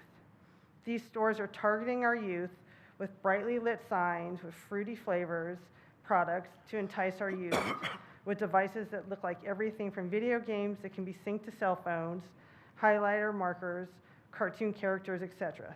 These products have been designed to attract people under the age of 21. Currently, 20% of all North Carolina high school students vape. That's twice the national average. Unfortunately, this is not a problem just in our high schools. It's also in our elementary and middle schools. As a parent advocate, I get a lot of phone calls and emails from community resources referring families to me so I can help them with their children who have become addicted to vaping. Currently, I'm working with two different families, one who has a child who has major mental health issues related to vaping, the other whose child was expelled from school over vaping issues. There isn't anywhere you can go anymore where somebody isn't vaping. Even though our city and county has smoking and vaping ordinances, they aren't enforced the way they should be. In December, 2 instances in North Carolina turned deadly and were connected to disputes over vape pens: a stabbing in North Forsyth High School in Winston-Salem, and a robbery in Emazipa, I know I said that wrong, Parks in Mooresville. We're putting our youth's physical and mental health at risk due to vapes. A single 5% 50 milligram disposable vape contained as much nicotine as 1 to 3 packs of cigarettes. If you've never been to a vape store, I challenge you to go into one. Look around, ask questions. If you want me to go with you, just ask, I'll go. Don't like them, but I'll go with you. I want to give you some examples of zoning ordinance restrictions in other municipalities that have imposed to protect our youth. The city of Jacksonville restricted vapes, tobacco, and CBD retailers within 1,500 feet of schools, parks, daycare centers, 500 feet from residential areas, and 2,000 feet from similar businesses. The town of Southport restricted tobacco, vape, and CBD retailers within 500 feet of schools, playgrounds, parks, churches, 500 feet from residential areas, and 1,000 feet from similar businesses. In the city of Whiteville, restricted tobacco, vape, and CBD retailers with 1,000 feet from schools, daycares, parks, and community centers, 400 feet from residential areas, and 1,500 feet from similar businesses.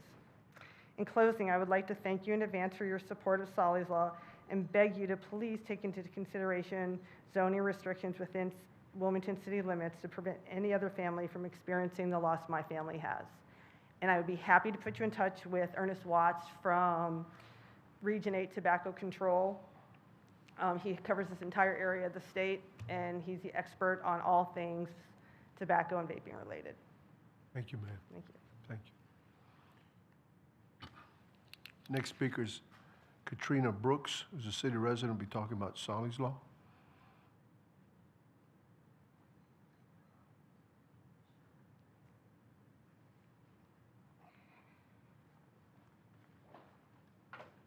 Good evening. First, let me say thank you for allowing me to come and speak. I am the biological mother of Solomon Isaiah Wynn. Standing here before you today only as a certified peer support specialist who dedicatedly serves in this marginalized community of New Hanover County. But as a mother of Solomon Isaiah Wynn, I'm carrying the burden and the grief that no parent should ever have to bear. I'm here to speak for my son, who was his life was tragically cut short by the devastating effects of vaping, and for countless school-aged children in our community who remain at risk. The crisis of our youth vaping is not in a distant threat. It is an epidemic unfolding in our hallways and in our classrooms. These devices are often marketed with flavors, as Charlene said, and designed that appeal to children. It's not looking for adults to come. And they're delivering a consequence to our children. And for my son, ultimately, it was death. It has high concentrations of nicotine and other harmful substances to the developing lungs and brains of our young children. We're seeing a generation of students struggle with addiction, respiratory issues, and mental health complications that often follow substance use. In my work as a community health worker, I see daily how substances can become a two-way street, with mental health creating cycles that are incredibly difficult to break. For our children, vaping is often the first entry point into the cycle, and that cycle that leads to the suffering loss of their potential. And as my family knows too well, the loss of a life. This is why I am urging you to pass Solly's Law into effect. We need legislative action that recognizes the severity of this issue and provides the necessary protection of our youth. We must hold those who market these products to our children accountable, and ensure that our schools are a safe environment where students can thrive without the shadow of addiction. Passage of this law is about more than just regulations to these companies. It is about acknowledging the value of our children's lives and the sanctity of their future.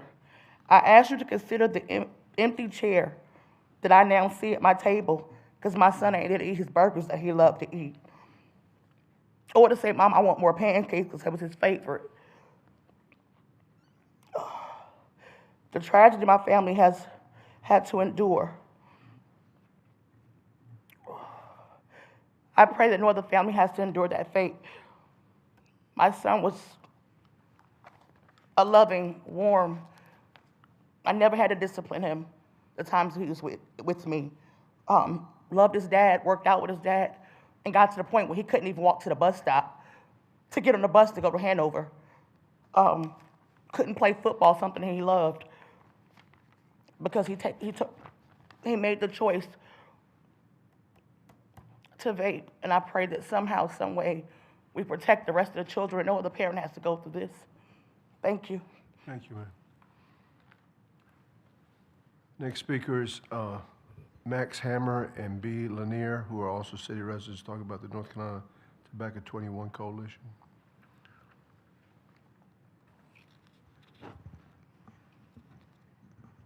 Good evening, all, and thank you, Mr. Mayor Pro Tem, and council members for having us. My name is Max Hammer. And my name is B. Lanier. You may remember us from the past 2 council meetings. To reiterate, we are both high school students at Cape Fear Academy and proud members of the North Carolina Tobacco 21 Coalition. I want to begin by expressing our sincere gratitude for the time and consideration that you all have extended to us. Thank you for considering the resolution, and we hope for unanimous support. As you may recall, we previously shared the story of Solomon Wynn, a student and athlete at New Hanover High School, who should be graduating this May. Solomon became addicted to vaping and passed away at age 15 from vaping-related lung complications, and it is in his honor and in the presence of his biological mother and his stepmother that we continue to bring this issue before our elected leaders, both at a local and state level. Solly's story originated here in this city and in this community. North Carolina remains one of the 6 states that still allows tobacco and nicotine products sales to 18-year-olds. This means older high schoolers can legally buy vapes. Often they pass it on to younger students like myself and Max. Raising the purchasing age to 21 through Solly's Law would break this chain by providing a barrier that protects minors from the dangers of nicotine products and by establishing a retail permitting license structure similar to that required for alcohol. We are deeply grateful for your willingness to consider our resolution and hear the impact of youth vaping in Wilmington. Knowing my city leaders care about the well-being of students like me gives me real encouragement. We hope Solly's story stays with you, and we look forward to your continued interest in protecting Wilmington's youth. Thank you, guys. Thank you. Thank you. And next and last speaker is Angelica Ulmer, who's a city resident, will be talking to us about the budget. Is Ms. Ulmer here? Okay. This concludes this portion of the meeting. Our next item of business is our public hearings. We have one item this evening, I believe, item PH1, which is a ordinance amending the Land Development Code, Chapter 18, to allow for semi-permanent structures to be permitted with conditions in the central business district. And I will also note that whoever makes this motion must read a consistency statement for the record. So at this time, I'd like to recognize our city manager, Ms. Becky Hawk. Ms. Hawk. Thank you, Mr. Mayor, Mayor Pro Tem, and members of council. This item will be presented by one of our planners, Grace LeMay. Good evening, Mayor, Mayor Pro Tem, and members of the council. For your review, I present a proposed land development code amendment to allow for semi-permanent structures to be permitted with conditions in the central business district. This is an applicant-initiated code amendment that originated from a variance request submitted to the Board of Adjustment in August of 2025 to allow for an uncladded shipping container to remain as placed in the central business district.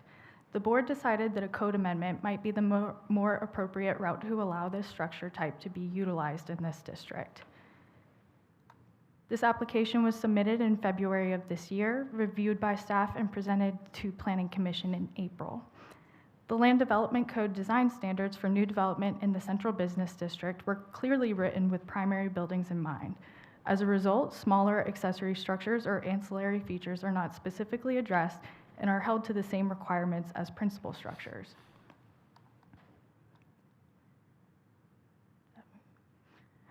Sorry, I'm all tripped up now. Applying full CBD design standards related to fenestration materials and building articulation to small-scale semi-permanent structures can pose practical implementation issues when compared to applying the standards to new development. This is especially apparent on properties with existing structures that are set back more than the CBD dimensional standards would typically allow. The proposed amendment would establish semi-permanent structure as an accessory use in the Land Development Code allowed only within the CBD, subject to conditions.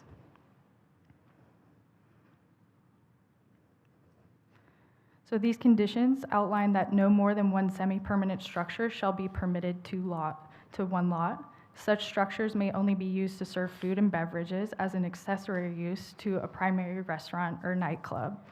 They may not be permitted as primary structures, and they may only be permitted as accessory uses to principal structures existing as of May 4th, 2026. This condition was added by staff in order to ensure that all new development will be held to the CBD design standards. The conditions go on to place limits on the maximum size for semi-permanent structures and set minimum standards regarding the outward appearance. Semi-permanent structures will be subject to all building setback requirements aside from the maximum front setback, meaning that they can be located in front of the existing principal structure. Planning Commission expressed concerns regarding the orientation of such structures at the public hearing in April, and so staff modified the proposal to include language that regulates the placement of the narrow and wide facades according to the lot layout. In the example shown on the screen, you can see the narrow facade of the semi-permanent structure facing the primary frontage and the longer facade oriented towards the side interior property line. This is the proposed definition of semi-permanent structure to be added to Article 8 of the Land Development Code.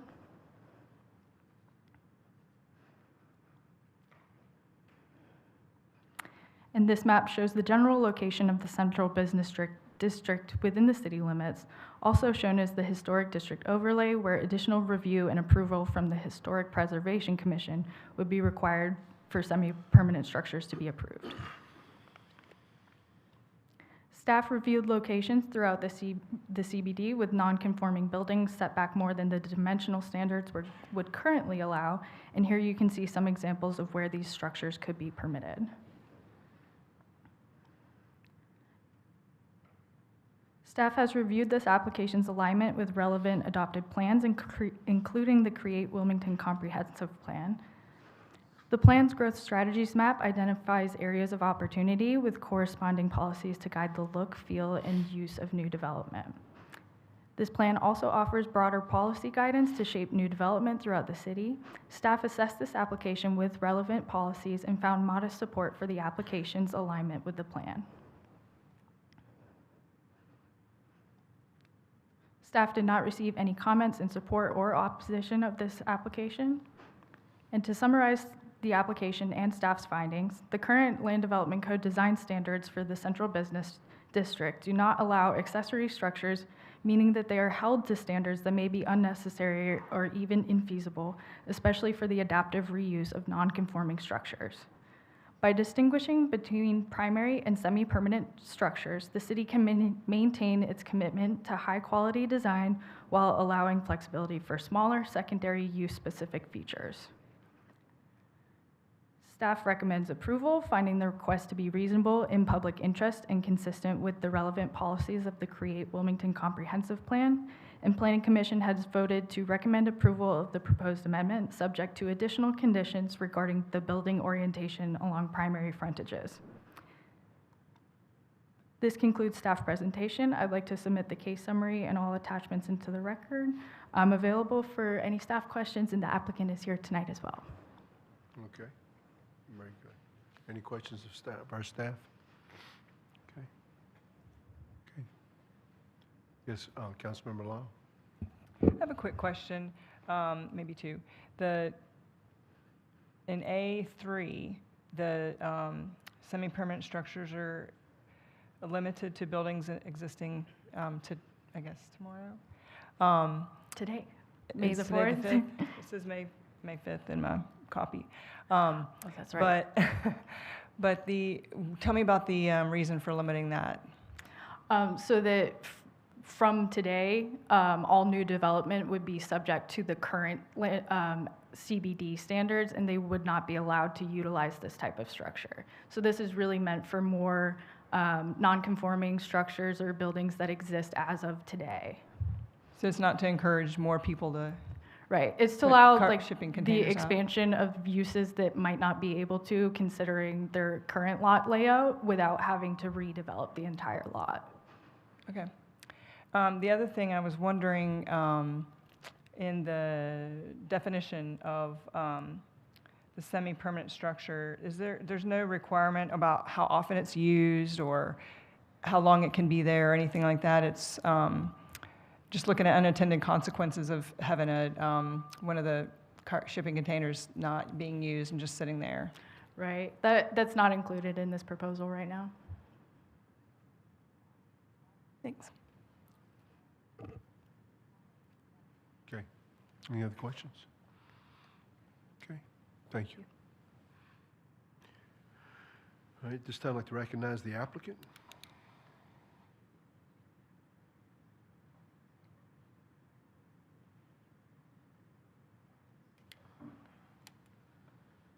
Good evening, Mayor, Mayor Pro Tem, council members. My name is Joseph Hepkarian. I'm the owner of the Eagles Dare at 420 North 3rd Street, and I'm the person that submitted this.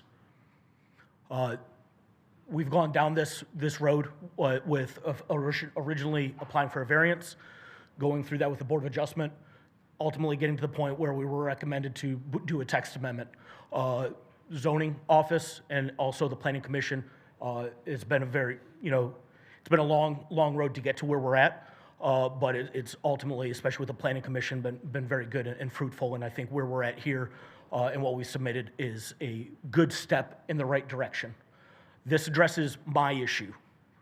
I think there is a larger conversation to be had about the adaptive reuse of shipping containers and how that could be affected in our community, not only for retail and commercial use, but also in other avenues. That's for a conversation for another day, I think. What was directed to me when we were first dealing with this was to worry about myself. And so from that is where this amendment came from, and the wording that associated with it very much addresses, again, a pre-existing building that is already located there, that this is something to add to as an ancillary thing that currently our code does not address. The first question that I always get is, well, what about cargo district? And I have to remind people that in the eyes of the city, those are no different than new buildings. Then the new library and museum is no different than the building structures you see over in the cargo district. And the developers of that area worked through the code so that, again, in the eyes of the city, it's no different than a new apartment building. So again, when we addressed this, we came up and started using the term of a semi-permanent structure and use it in very much in accordance with what works for the Eagles Dare. And that's kind of where we find ourselves right now, asking for approval of this, please. Any questions for the applicant? Thank you. Yes, we have a question here. Mayor Pro Tem? What are you going to use it for? So we currently, it's already on site. It has been on site since our inception 3.5 years ago, sir. And we currently use it for an ancillary bar, a secondary bar for our larger events, like the beginnings of Free Concert Friday, which began this last Friday. But we also use it for storage as well. So we have some storage stuff in there, but on our larger scale events, we pop the window open and we serve out of that as well, sir. Okay, cool deal. Thanks, sir. We have to charge you for that promo. Oh, okay. Anybody else? Okay. Thank you, sir. Thank you, sir. Thank you. I'm going to open up the public hearing and ask if anyone in the public wishes to speak on this particular issue. Seeing none, are there any further questions or comments that you received, Madam Clerk? No, sir, I did not. Any further questions from council? If not, what are the wishes of council? And I will close the public hearing. We have a motion to approve by Councilmember Clinton Quintana, second by Mayor Pro Tem Spears. Councilmember Clinton Quintana, could you please read into the record the consistency statement, please? Yes, sir. I move to approve the proposed amendment to the Land Development Code and find it to be consistent with the relevant policies in the comprehensive plan based on the application materials and the information provided at the public hearing and in the staff report, and to find approval of the request is reasonable and in the public interest for the following reasons. The proposed amendment supports the functional needs of downtown businesses and the aesthetics goal of the central business district. Okay, very good. All in favor of that motion, please indicate by saying aye. Aye. Any opposed? The item passes unanimously on first reading. Is there a motion to waive second reading? Motion made by Councilmember Andrews, second by Councilmember Joyner.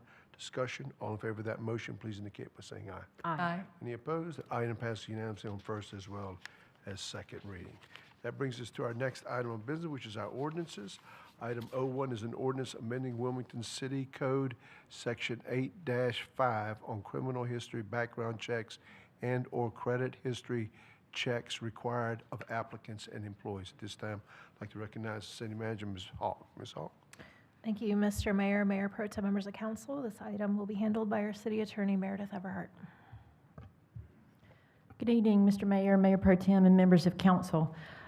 Tonight, we've got before you a change to Section 8-5, which is the section on requiring criminal history and credit checks for prospective employees and applicants, and also now will include current employees.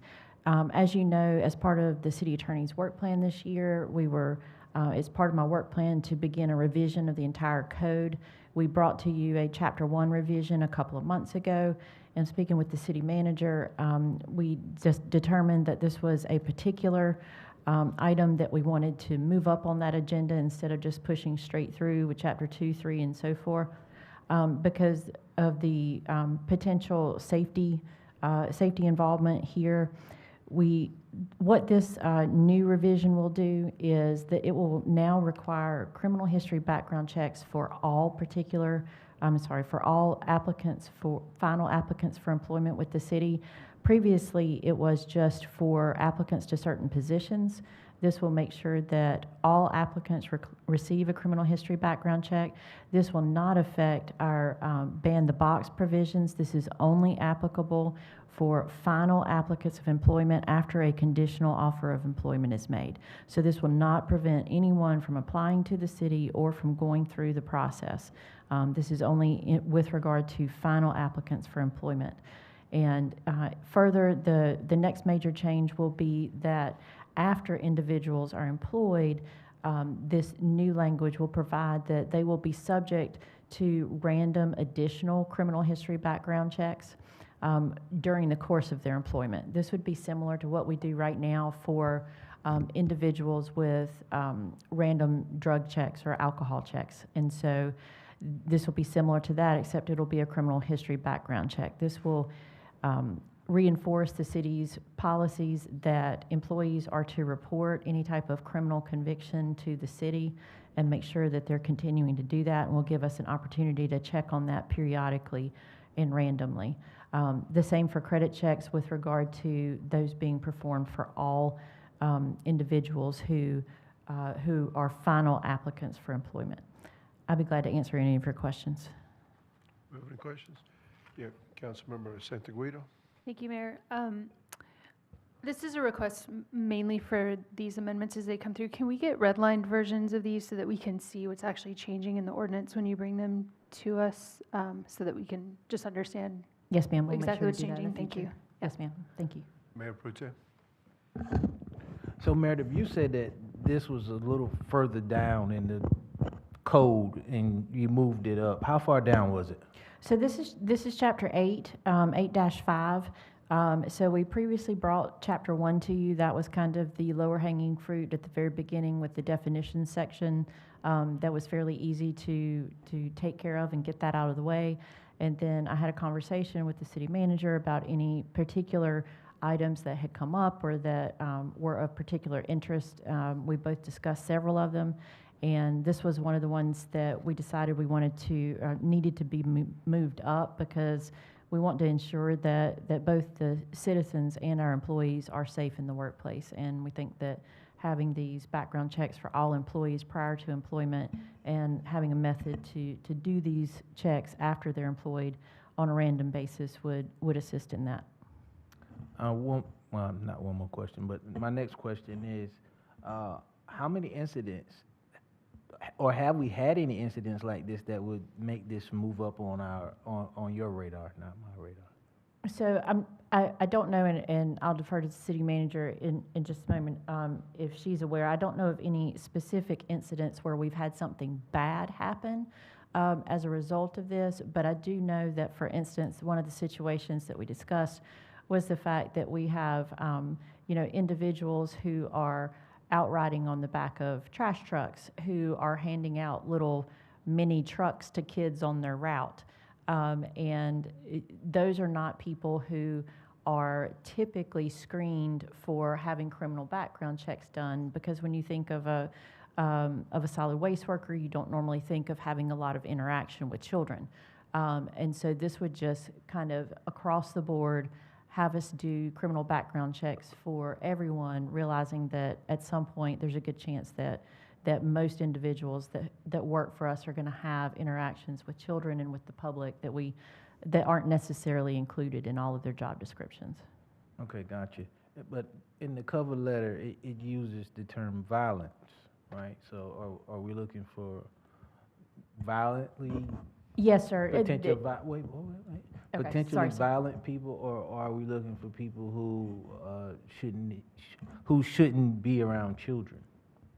Okay, so all of the above. Yes, sir. All of the above. So any crime that is related to harming children is considered a violent felony for the most part, and so it would apply to any violent felonies, any like DUI or particular misdemeanors. But it is predominantly violent felonies, and those are listed out in the ordinance as well. Okay. One more thing. So I'm looking at, I'm conflicted about this, and I'm conflicted because I understand the severity and that we should protect our employees and coworkers and things of that nature. But I've listened to I listened to Mr. Harris and how he feels that employees are being targeted, and I would feel like this may kind of further that sentiment. Like, wow, all of a sudden we've been here 20 years and never had a background check, and we're gonna get a criminal background check. Which, things do change. You could be a law-abiding citizen for 20 years and then one day just decide to crack your coworker upside the head. That could happen. So I'm not conflicted on that part as far as, violence could just erupt. Not that I condone violence. But the credit history thing is it's throwing me for a loop, because I would say, person fills out an application, they're qualified to receive a job, and because is this bad credit history? Because if they have a bad credit history, and we're going to weed them out, and to me that indicates that they need a job more than a person with a good credit history, so they could help repair their credit history. I mean, because we all know that at certain points in life, your credit score may not be that good, and you may need some work, and so work would help you to rebuild your credit history. So I've never quite understood that. I mean, if a person is some type of embezzler or criminal or a thief or something like that, they probably won't even have a credit history. They would have a record that indicates that they steal or embezzle. So, like I said, I'm just somewhat conflicted by that. Just to clarify, that's exactly what we're talking about. We're talking about people who have, when we say credit checks, we're looking for people who actually have criminal records regarding financial crimes. And so background, I'm not quite sure how to clarify it, but for people who are, have written bad checks, that's going to be a criminal issue. who have convictions for theft or bribery or things of that nature. And so it's not just we're not looking to see if somebody's just got bad credit. We're looking to see if they have criminal convictions and a criminal history related to financial crimes. Got you. Or if you work for us and all of a sudden you have bad credit, bad credit score, you're going to be fired. If I may, Mayor Pro Tem, the other thing that I would want to clarify is that that would only apply to certain positions. So if you are not coming into contact with money through the course of your job, we don't care if you have bad credit. Quite frankly, we don't even care if you've written a bad check and you have a criminal conviction for it. Well, let's not say that, Becky. Not say that on the record. Well, no, truly, that would not prohibit you from being employed in certain positions with the city of Wilmington. There are some that it would absolutely preclude you from being able to be employed in. But couldn't work for Laura.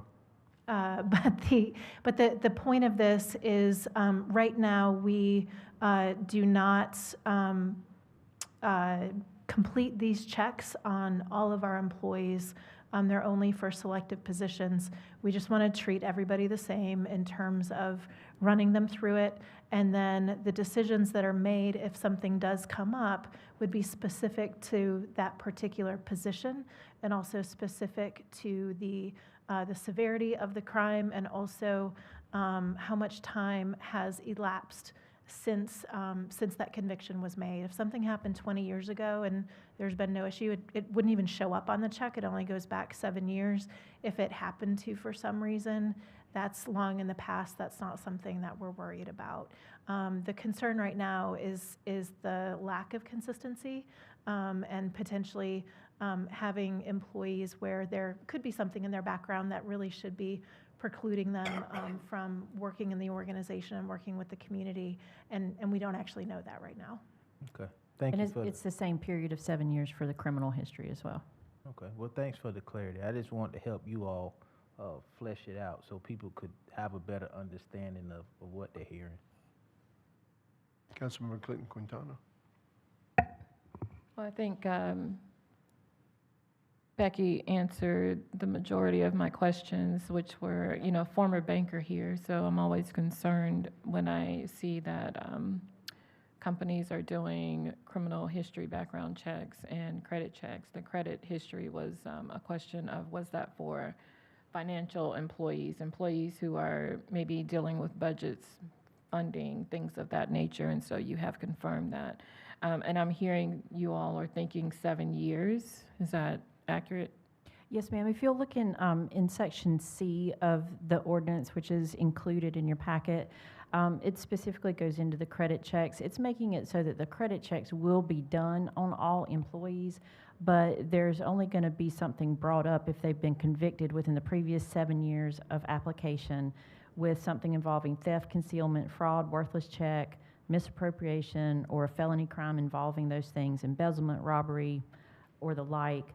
That they wouldn't be involved with, be offered employment with the city in a position where they would have the ability to change or create financial records, to collect revenue in a form to include cash credit or electronic fund transfer, or a position responsible for issuing permits for codes violations, or a position where a function of the position includes managing grant funds. So the checks will be done of everyone, but they're not going to be ruled out unless they have to do, it has to do with one of those convictions within the last 7 years. Checks, criminal background checks done on every employee? Yes, ma'am. Criminal background checks will be, yes, ma'am. Not credit history? Yeah. You're saying credit history as well? I think that there's a miscommunication about the term credit history. Yes. I think when we say credit history, that it's in reference to financial crimes, and so we're not just checking your credit. Thank you. Yes, ma'am. Councilmember Joyner. How do we land on the 7-year window? So we've always had, the 7 years has been what we've what we've been doing in the past. We felt like 10 years was too long because it was preventing good employees who had something 8, 9, 10 years ago from receiving possible offers of employment. So we felt like 10 years was a little bit too long, and that maybe 5 years was a little bit too short, that we wanted to look back a little further. So it was a general consensus that we came to for 7 years. But 7 years was what we had before previously, so we're not changing that. Right. It's just the discussion when we went to 7 years. We previously did have it at 10 years, but we ran into some situations, especially in the police department, where we were having some individuals who had, drug infractions, say, that were 10 years ago, that would keep them from being offered employment. And so we changed it. It was changed within, I believe, the last 5 or 10 years, from 7 years from 10 years to 7 years. Well, that you've actually brought up sort of the point that I wanted to make, which is if we're looking at Section F of the proposed ordinance, which is unchanged, I think, from the current ordinance, maybe Section E. I just am a little surprised on the misdemeanor conviction for controlled substances that 7 year, I mean, there's a huge difference between a misdemeanor conviction for controlled substances and a felony conviction for controlled substances. And I'm a little surprised, honestly, that it's 7 years, and especially because we celebrated treatment courts tonight, and the idea that people can get treatment and addiction is a disease and people can turn their life around and be gainfully employed and overcome their disease and be in recovery. So I'm actually a little bit concerned about the misdemeanor portion of this. I don't have any objection to the felony drug conviction portion, but I'd actually like some further conversation on the misdemeanor portion. And I don't want to move anything tonight because I know that I'm sort of bringing this up cold because it wasn't one of the proposed changes, but I'd like to have some more conversation on that in the future. Yes, sir, and I will say that there is included in this ordinance an appeals process or a way to explain any of those convictions for any misdemeanors. If you have any misdemeanors that come up that would typically rule you out of an employment offer, there is a process that's outlined in the ordinance for you providing mitigation of those circumstances, just for those reasons, so that we are making sure that we're actually ruling out employees who need to be ruled out and not ruling out employees who we think would be a good fit. Okay, thank you for that information. So I guess to resolve the point that I'm trying to bring up, I'm not going to move anything tonight, but if you could please provide me with some details on that appeals process, I'd be appreciative. Yes, sir, we'll do. Thank you. Okay, Councilmember Law. I'm not going to let the credit history thing die yet. So when you're checking someone's criminal history, would you not find financial crimes on that? Mm-hmm. Yes, ma'am.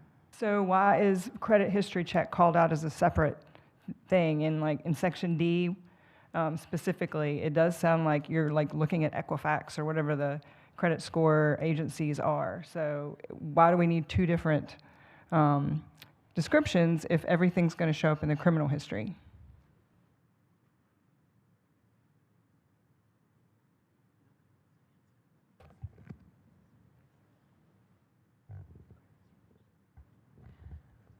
Okay, and sorry, I apologize again for the confusion as far as the credit history goes. I was misunderstanding the question. So for certain positions, the credit history is being done for those financial positions. The right? actual, looking up your personal credit Correct. score and all that, okay. Yes, for the financial positions. And so, but we're also looking for the financial convictions that have to do with that too, which will come up in the criminal history checks. But there is a separate credit check that's being done for certain positions where we are looking at their credit history, credit score, credit worthiness for those financial positions. The logic being, if you can't manage your own finances, why should we trust you to manage the cities? Is that kind of the... Indeed. Okay. Thank you for the clarification. Yes, ma'am. Sorry for the confusion. Councilmember Santaguido. Thank you. I have a question about B, and I'm going to try to give an example. I'm not an attorney, and I don't work in the court system, so I'm just going to try to make sure I understand this. Let's say somebody applies for a job working with youth, and they make it through the process, they're a finalist, we do the background check, and we see that 8 years ago, they were convicted of child abuse, and they are still on probation for that crime. What happens then? So just for clarification. Is that a clear question? Yeah. We would have already, before we do this check, we would have already made them a conditional offer for employment. So it's not just in the last few, like these are our top 3 finalists. It's somebody that we've made a conditional offer of employment to. And then we run that criminal history check. In our offer letters, it indicates that those offers are contingent upon criminal background checks and passing drug screening and all the other things. And so we would have the ability at that point, if it was a felony, then they were involved, then that offer would be revoked. Even if it was more than 7 years ago, but they're still serving part of that sentence? Oh, I'm sorry. You said 8 years ago? Right. What I'm trying to understand is if somebody who is on probation for child abuse would be working with children, according to this. That is really my question, I guess. Okay. Hang on for just a second. Let me find the right section. I believe, if you're saying if they are still on probation, I've got to find it, but I believe that it says in here that they have to, it's been the last day of, so they have to be like off probation for 7 years. Okay. Just Then I think I've missed that in here because this looks like it's from the date of conviction. So hang on for just I apologize if I've missed that and it's I'm in sorry. here. I just want to be really clear about what we're talking about here because this matters a lot for our community. If it's, I mean, from what I'm sensing here, the consensus is that we continue this item and get a little bit more clarity, and maybe we can talk about this at an agenda briefing meeting, if you want to, or we can, at one of the meetings that are upcoming with our budget, just to get a little bit more clarity. There's a lot of questions up here, and there seems to be a little confusion, and I just want to make sure that we are all clear before we make this decision. If that's okay? You think, Meredith, you'll be ready in 2 weeks to give us an update so I can go ahead and continue this for 2 weeks? Sure, that'd be fine. Okay, so we'll make it specific to our next city council meeting. Madam Clerk, what is that date? It's the May 19th, I believe. Sorry. I'm sorry, May 19th is the next date. May 19th. We'll continue this item to our May 19th meeting and be prepared, Meredith, to talk about it on the 18th at our agenda briefing, if you will, please, so we can. Sure, I'll get you answer some the clarification on the credit history checks and also on the question that Councilmember Santaguida just raised. Yeah, and if we have any additional questions as council members, we should please send that over to Meredith so she can address it. And on the appeals process for Mr. Joyner as well. Okay. Thank you. All right. So we have a motion to continue. We have a motion made by Mayor Pro Tem Spears, second by Councilmember Joyner. Further discussion, all in favor of that motion, please indicate by saying aye. Aye. Aye. Any opposed? That item has been continued. That brings us to our next item of business, which is our resolution. We have 2 resolutions this evening. Our first resolution is R1, which is a resolution in support of Solly's Law / Tobacco 21 to protect children from vaping and nicotine addiction. At this time, I'd like to recognize our city manager, Ms. Hawk. Ms. Hawk? Thank you, Mr. Mayor, Mayor Pro Tem, members of council. I'm actually going to turn this over to Councilmember Andrews, who requested that we move forward with this item. Thank you. First of all, I'm indebted to Charlene and Katrina and B and Max for bringing this to my attention, for bringing it to all of our attention. So tonight I'm introducing a resolution in support of House Bill 430 and Senate Bill 318, known across North Carolina as Solly's Law, and that's legislation that's designed to protect children and young people from vaping and nicotine addiction. The resolution is about closing a dangerous gap in North Carolina law. In 2019, Congress raised the federal minimum age for the sale of tobacco and nicotine products from 18 to 21. Yet North Carolina has still not aligned its state law, creating an enforcement loophole that makes it harder for state authorities to hold violators accountable. And as your agenda memo notes, that gap leaves our communities, our schools, and our families without the full protections that they deserve. And we know the stakes. So 95% of tobacco users begin before the age of 21. Youth vaping has risen sharply in North Carolina, and our state ranks among the highest in the nation. Nicotine addiction is not just a bad habit. It affects the developing brain, it impacts learning and decision-making, and it can alter the trajectory of a young person's life. But for Wilmington, this issue is also deeply personal, as we've heard tonight. The legislation carries the name of Solomon Solly Wynn, a young New Hanover County student and athlete whose life was tragically cut short at just 15 years old due to complications related to vaping. And his family and his friends in this community have chosen to transform that grief into action so that other families might be spared a similar heartbreak. Solly's Law would do 3 simple but important things: raise the legal sales age for tobacco and nicotine products from 18 to 21, establish a retailer permitting system, and strengthen enforcement so that the law has real accountability. And tonight, Wilmington has an opportunity to send a clear message that protecting children is not partisan, it's not controversial, and it's not optional. It's our responsibility. And for those reasons, I respectfully ask for your support of this resolution, and I would like to move it. We have a motion to approve by Councilmember Andrews, seconded by Councilmember Clinton Quintana. Any further discussion? All in favor of that motion, please indicate by saying aye. Aye. Any opposed? That item passes unanimously. And thank you for bringing that forward. And thank you to the young people for coming forward and sharing that information with us. The great thing about local government is you can come in here and get things done. You may not be able to do that in Congress or in Jones Street in Raleigh, but you can come in here and you can make a difference. And it's beautiful to see a democracy that actually works. So thank you for doing that. Appreciate it. Thank you very much. Thank you. Yes.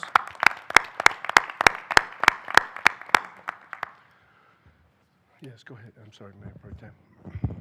Max and B, right? So I just want to say kudos to you two for being, what, 15? How old are you?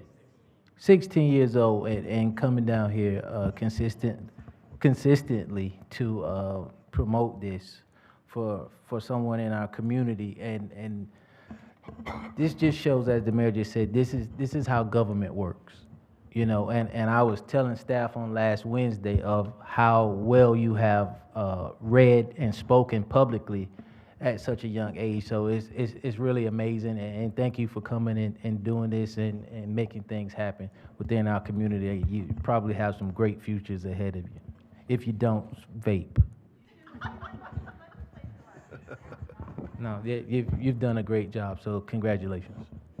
Thank you. Thank you. And that brings us to our next item and last item of the night is item R2, which is a resolution in support of the proposed medical school at the University of North Carolina at Wilmington. And I've asked for this to be brought forward. I had an opportunity to speak with Chancellor Valetti about this. I know that the county also passed a resolution earlier today about this.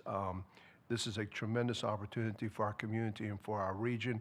I've always believed that a university should support the region that it resides in, and although it resides in the city of Wilmington, it also supports Brunswick County, Pender County, of course, New Hanover County, following counties in in Columbus, as well as Bladen, and they do a tremendous amount of work on the environment, on schools, on economic development, and they have a tremendous nursing program and a tremendous medical outreach program that they have created there. The issue is going to be is that we feel that the Board of Governors is very supportive of this endeavor, but we also know that there are forces out there that would probably not like to see us have this because there's a fear that we will take students from other universities around the state that also have medical schools, but also taking into consideration that the state of North Carolina currently, right now, is about 7,700 physicians short. And for those out there and in this room that try to get appointments to see doctors, all types of doctors, it's extremely difficult to do. We know that there's a 400-bed need for additional bed space in this community. Our region is growing, the medical needs are growing, and it would be a tremendous thing for us to have this in Wilmington. And I hope that the Board of Governors has the courage to move forward. I've seen endeavors here where we've tried to get engineering schools and we've been blocked. And I've seen other endeavors that have been tried to be blocked by some of our peer schools that are out there. I'm not going to name them, but I do think that this is important that we support the university in this endeavor, and I hope and pray that they get it, because it would be a tremendous thing to have a teaching hospital in our region, and it's way overdue, and I hope that we get it. So, Mr. Jordan, did you have a comment? I'm sorry, sir. Well, very well said, Mr. Mayor. And I just wanted to say, Novant Health had a sort of lunch and learn a couple of days ago where they invited, I don't know who all they invited, but they invited a lot of folks from across the community to come and have lunch and to hear about some of the improvements that they're making, and confronted some of the criticisms of their hospital system pretty head on in that meeting.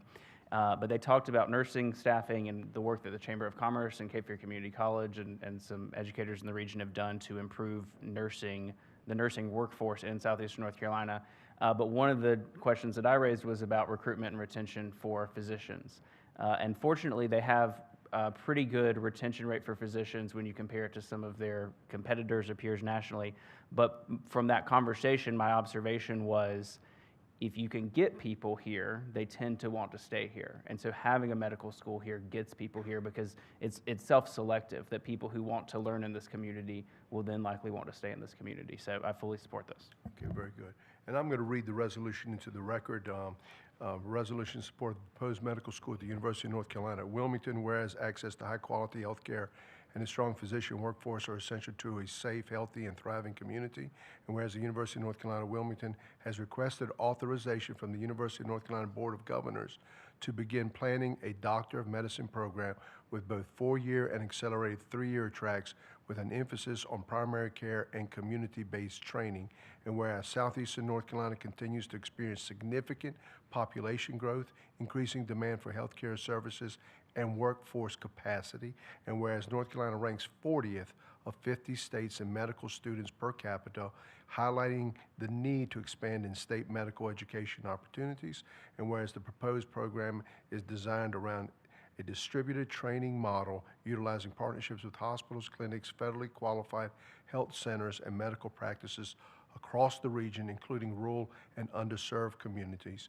And whereas the proposed medical school builds on a foundation of regional investment in healthcare and education, including UNCW's existing health sciences programs and significant private philanthropic commitments. And whereas establishing a medical school in Wilmington would serve as a catalyst for workforce development, expand educational pathways, support healthcare systems, and strengthen economic vitality. Therefore, be it resolved that the Wilmington City Council hereby expresses its strong support for the proposed medical school at the University of North Carolina, Wilmington, and encourages the University of North Carolina Board of Governors to authorize the planning and development of the program. That the Wilmington City Council formally supports continued collaboration among UNCW, healthcare partners, and community stakeholders to advance this initiative for the city of Wilmington and southeastern North Carolina. So we have a motion to approve by Councilmember Santaguida, second by Councilmember Andrews. Any further discussion? All in favor of that motion, please indicate by saying aye. Aye. Any opposed? That item passes unanimously. Thank you to everybody on this dais. Thank you very much, everybody. This concludes our regular agenda. Are there any items to be brought forward by our city attorney, No, sir. our city manager, No. our Madam Clerk, No, sir. Councilmember Santaguida? Thank you, Mayor. You know, we are now in May, so we are rapidly approaching the end of the school year. So lots of activities for all of the students in our city. We've got a lot of folks getting ready to graduate, and so I also want to take an opportunity to congratulate Mayor Pro Tem Spears on his upcoming graduation. Congratulations. Councilmember Andrews? Yeah, we had a lot of presentations recognizing May as many things, but what it also is it's Military Appreciation Month. And, you know, for many Americans, this month is our opportunity to say thank you to those who wore the uniform. For me, it's also deeply personal.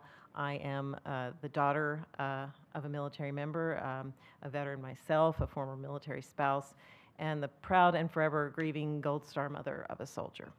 And military service it's not carried by any one individual. It's carried by the families who serve. They endure long deployments, uncertainty, missed milestones, homecomings, and for some, unimaginable loss. So this month, I just ask that our community not only thank our active duty members and veterans, but also remember their spouses and children and parents and survivors who all serve in their own way. And their sacrifice does not always wear a uniform, but their service is no less real. And to every military family in Wilmington, and to every family carrying the memory of someone who did not come home, we see you, we honor you, and we thank you. Very well said. Mayor Pro Tem. Yes, sir. First and foremost, thank you, Councilwoman Santaguida. Stole a little bit of my thunder. I was going to say the next time you see me, I will have a master's in public administration, one way or the other. If my grades don't come in like I need them to, I'm not going back.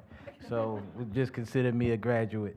But we have a tough job sitting here, and sometimes we're critical of people and organizations, and I want to give credit to where it's due to Novant Health, and more specifically the Betty H. Cameron Women's and Children's Hospital. My daughter was sick over the weekend, Friday, and she was admitted into the hospital, and these people just did such an amazing job. Just everything that was amazing. And I can't thank Novant Health enough, because yesterday was her birthday, and she was in the hospital for her birthday, and they decorated her room and brought her all kinds of stuff, and she was released today, so she's doing fine. But you know, we've seen New Hanover Regional Medical Center transform into Novant Health, and we've been extremely critical of the service that they provide. But when I tell you that those nurses and doctors and respiratory specialists just did the most amazing job, it's I couldn't sit here today or have a conversation with anybody going forward and just not give them credit for a job well done. I mean, just above and beyond. And so I just want to say just thank you so much from the bottom of my heart. And I can't say that they knew who I was and that she received some special treatment, but I mean, if they treat all of the patients that way, then I know they're doing what they're supposed to do. So I just want to say thank you so much. Thank you, sir. Councilmember Clinton Quintana. I'm going to be a bit selfish tonight. May is full of birthdays in my family, so I just want to give a quick shout out.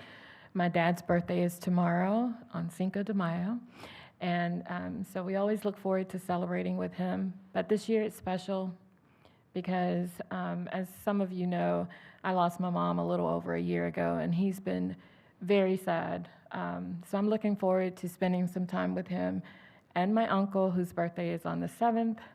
My grandson's is on the 8th, and my nephew's is on the 6th. So we're all celebrating at my uncle's house in Fuquay on Saturday. So I'm looking forward to some much-needed time with family. You know, as you all know, if you're following me on my Facebook page, you know, sometimes family is self-care. So make sure that you're getting those mini sabbaticals in, you're taking time with family and friends, and even if it's just 24 hours. So happy birthday, Dad. I love you. I hope you're watching, and if not, you can replay it and see it. But love all of you. Happy birthday. Very good. Councilmember Lau. Thank you, Mr. Mayor. I just want to say that I was so impressed on Saturday when I went out to the kickoff event for the Greenfield Park, and other council members were there, and I appreciate their attendance and all the work that staff did to put it together, and all the folks that came out, and they were really into it. And one of the things that really struck me was, you know, you expect if you, oh, I want a playground, oh, I want soccer, oh, I want this to play. Most of the people said, we want to save a lot of trees. And I was like, I love Wilmington.